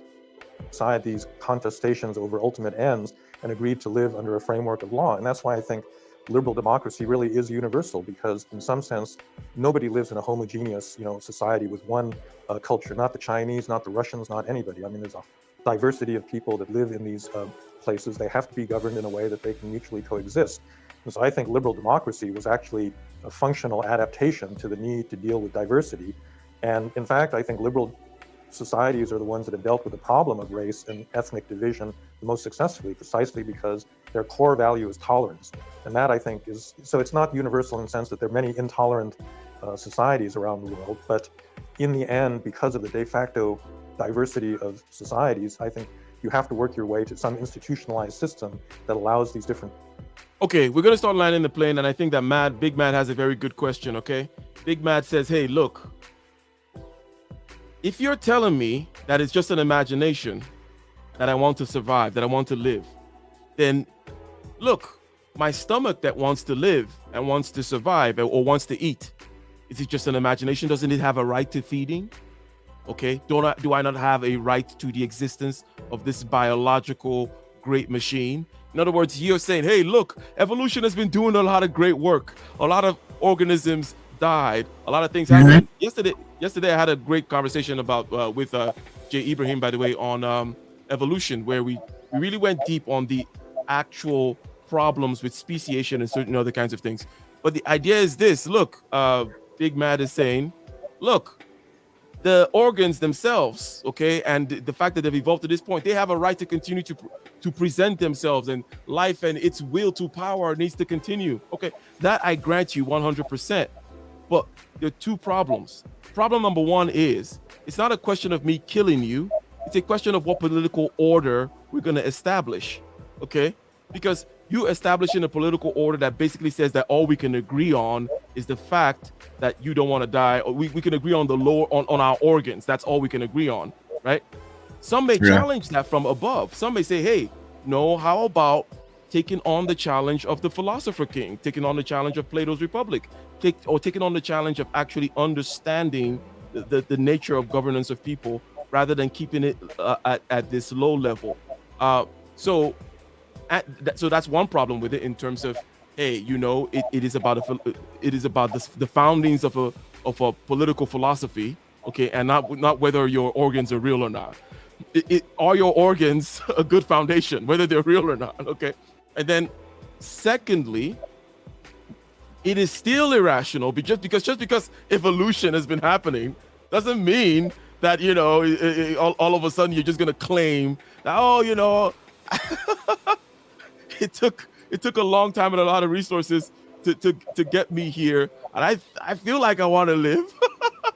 But anyways, if the point is taken. But anyways, Chaos Reign, Yes. thanks for hopping on. Any last words, sir? Nothing much. This is a very fruitful experience. I got some out of this. I came a little, maybe over an hour late watch this, but nonetheless, I enjoyed this. I think I learned a lot. I hope everybody got some out of this broadcast. And I always advise go back to replay of this. I mean, this is something that is stimulating, something you can get out of it, learn some, take notes, whatever, you know. Like always, I'm not sure when I'm gonna go live again. I'm still thinking if I'm gonna dive with this subject or look into this, but nonetheless, subscribe to my channel if y'all guys can, and make sure y'all share this broadcast on Ike's channel. And thank you again, Ike. All right. And like always, look at us. Ring. Indeed. All right. So, and by the way, the notion of the will to power of life, by the way, is the one that I particularly subscribe to, in the sense that all life is striving to compete and such. But here's the thing. You know the problem, Big Mad, that I have, and perhaps we can address this in a future conversation, is, sure, let's say I were to accept the fact that life wants to live. Tautological, a truism. Life wants to live, okay? And this is not just an imagination, and yes, I can base my political philosophy on it, life, and that which is adequate, or shall we say, that which reflects the nature of the organism we're talking about. So freedom, okay, it's good for the human to be free, okay, and not to be okay, good. Pursuit of human wants to pursue, okay, good. But the point is, what about the over? Life also wants to destroy other life and conquer other life. Life wants to compete. It's about accretion. It's about assimilation. It's about taking other life, eating it, turning it into waste products. It's about conquest, right? So an interesting question, taking you seriously, Mad, and the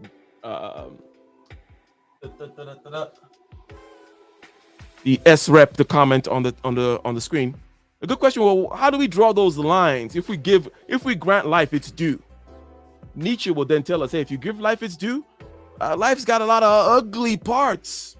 Okay, those organs you were talking about that you want to base things on, or are you sure you want to base things on your organs, sir? Is the question that we will ask, and we'll see if we're able to hold things through. But anyways, ladies and gentlemen, let's bring this to a close. We talked about what Putin wants today. Okay, we talked about what Putin wants, and basically what Putin wants is to be able to reestablish the old Eurasian empire by going counter to NATO, by saying, hey, I want to form a Eurasian organization, an institution, okay? Similar to NATO, similar to the European Union or something like that, because we are a different people. We looked at the landscape, the landmass, an eighth of the landmass of the earth. And that this is a unique civilization, and Dugin made his arguments about the primacy of civilizations and that these things are not universal. This idea of democracy and human rights and us knowing what people want, that this is a racist pretension of Western people, right? And then we looked with Stephen Kotkin at the landscape of the mistakes that may be made by both sides when America did not treat the Soviet Union well after the collapse, post-war. Same thing with after Versailles in the First World War. Okay, there's certain mistakes have been made on both sides in the tactical arena as well. So now, hopefully, we better understand, and we can better see the uniqueness and the individuality of the Russian case. of Putin's case, or shall we say the whole Eurasian case, as a civilization, ladies and gentlemen. So until next time, anyways, catch us tomorrow. We'll be here. Case closed. We'll be talking about Ketanji Jackson. Okay, we'll be talking about the fact that now when you're being, shall we say, questioned in the Senate because you're nominated to the Supreme Court, you have to answer questions like, what is a woman? And then you have to say things like, well, I'm not a biologist, right? When you have to answer questions like, what is a woman? And you have to dodge by saying, I'm not a biologist, it is a sign of certain things. And this we're going to be discussing. So come check us out. Ramil, Dr. Thunder, LAR Movement, The Real Dana, all that good stuff. And until then, peace.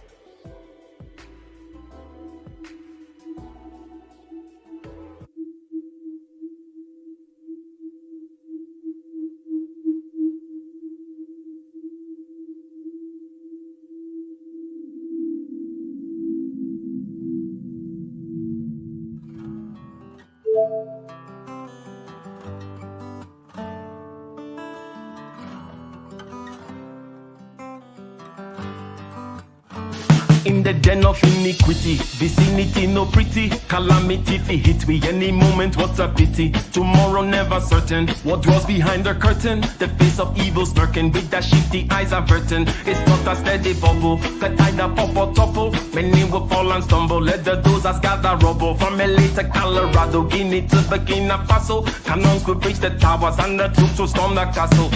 I say, run, run, come, make we get it.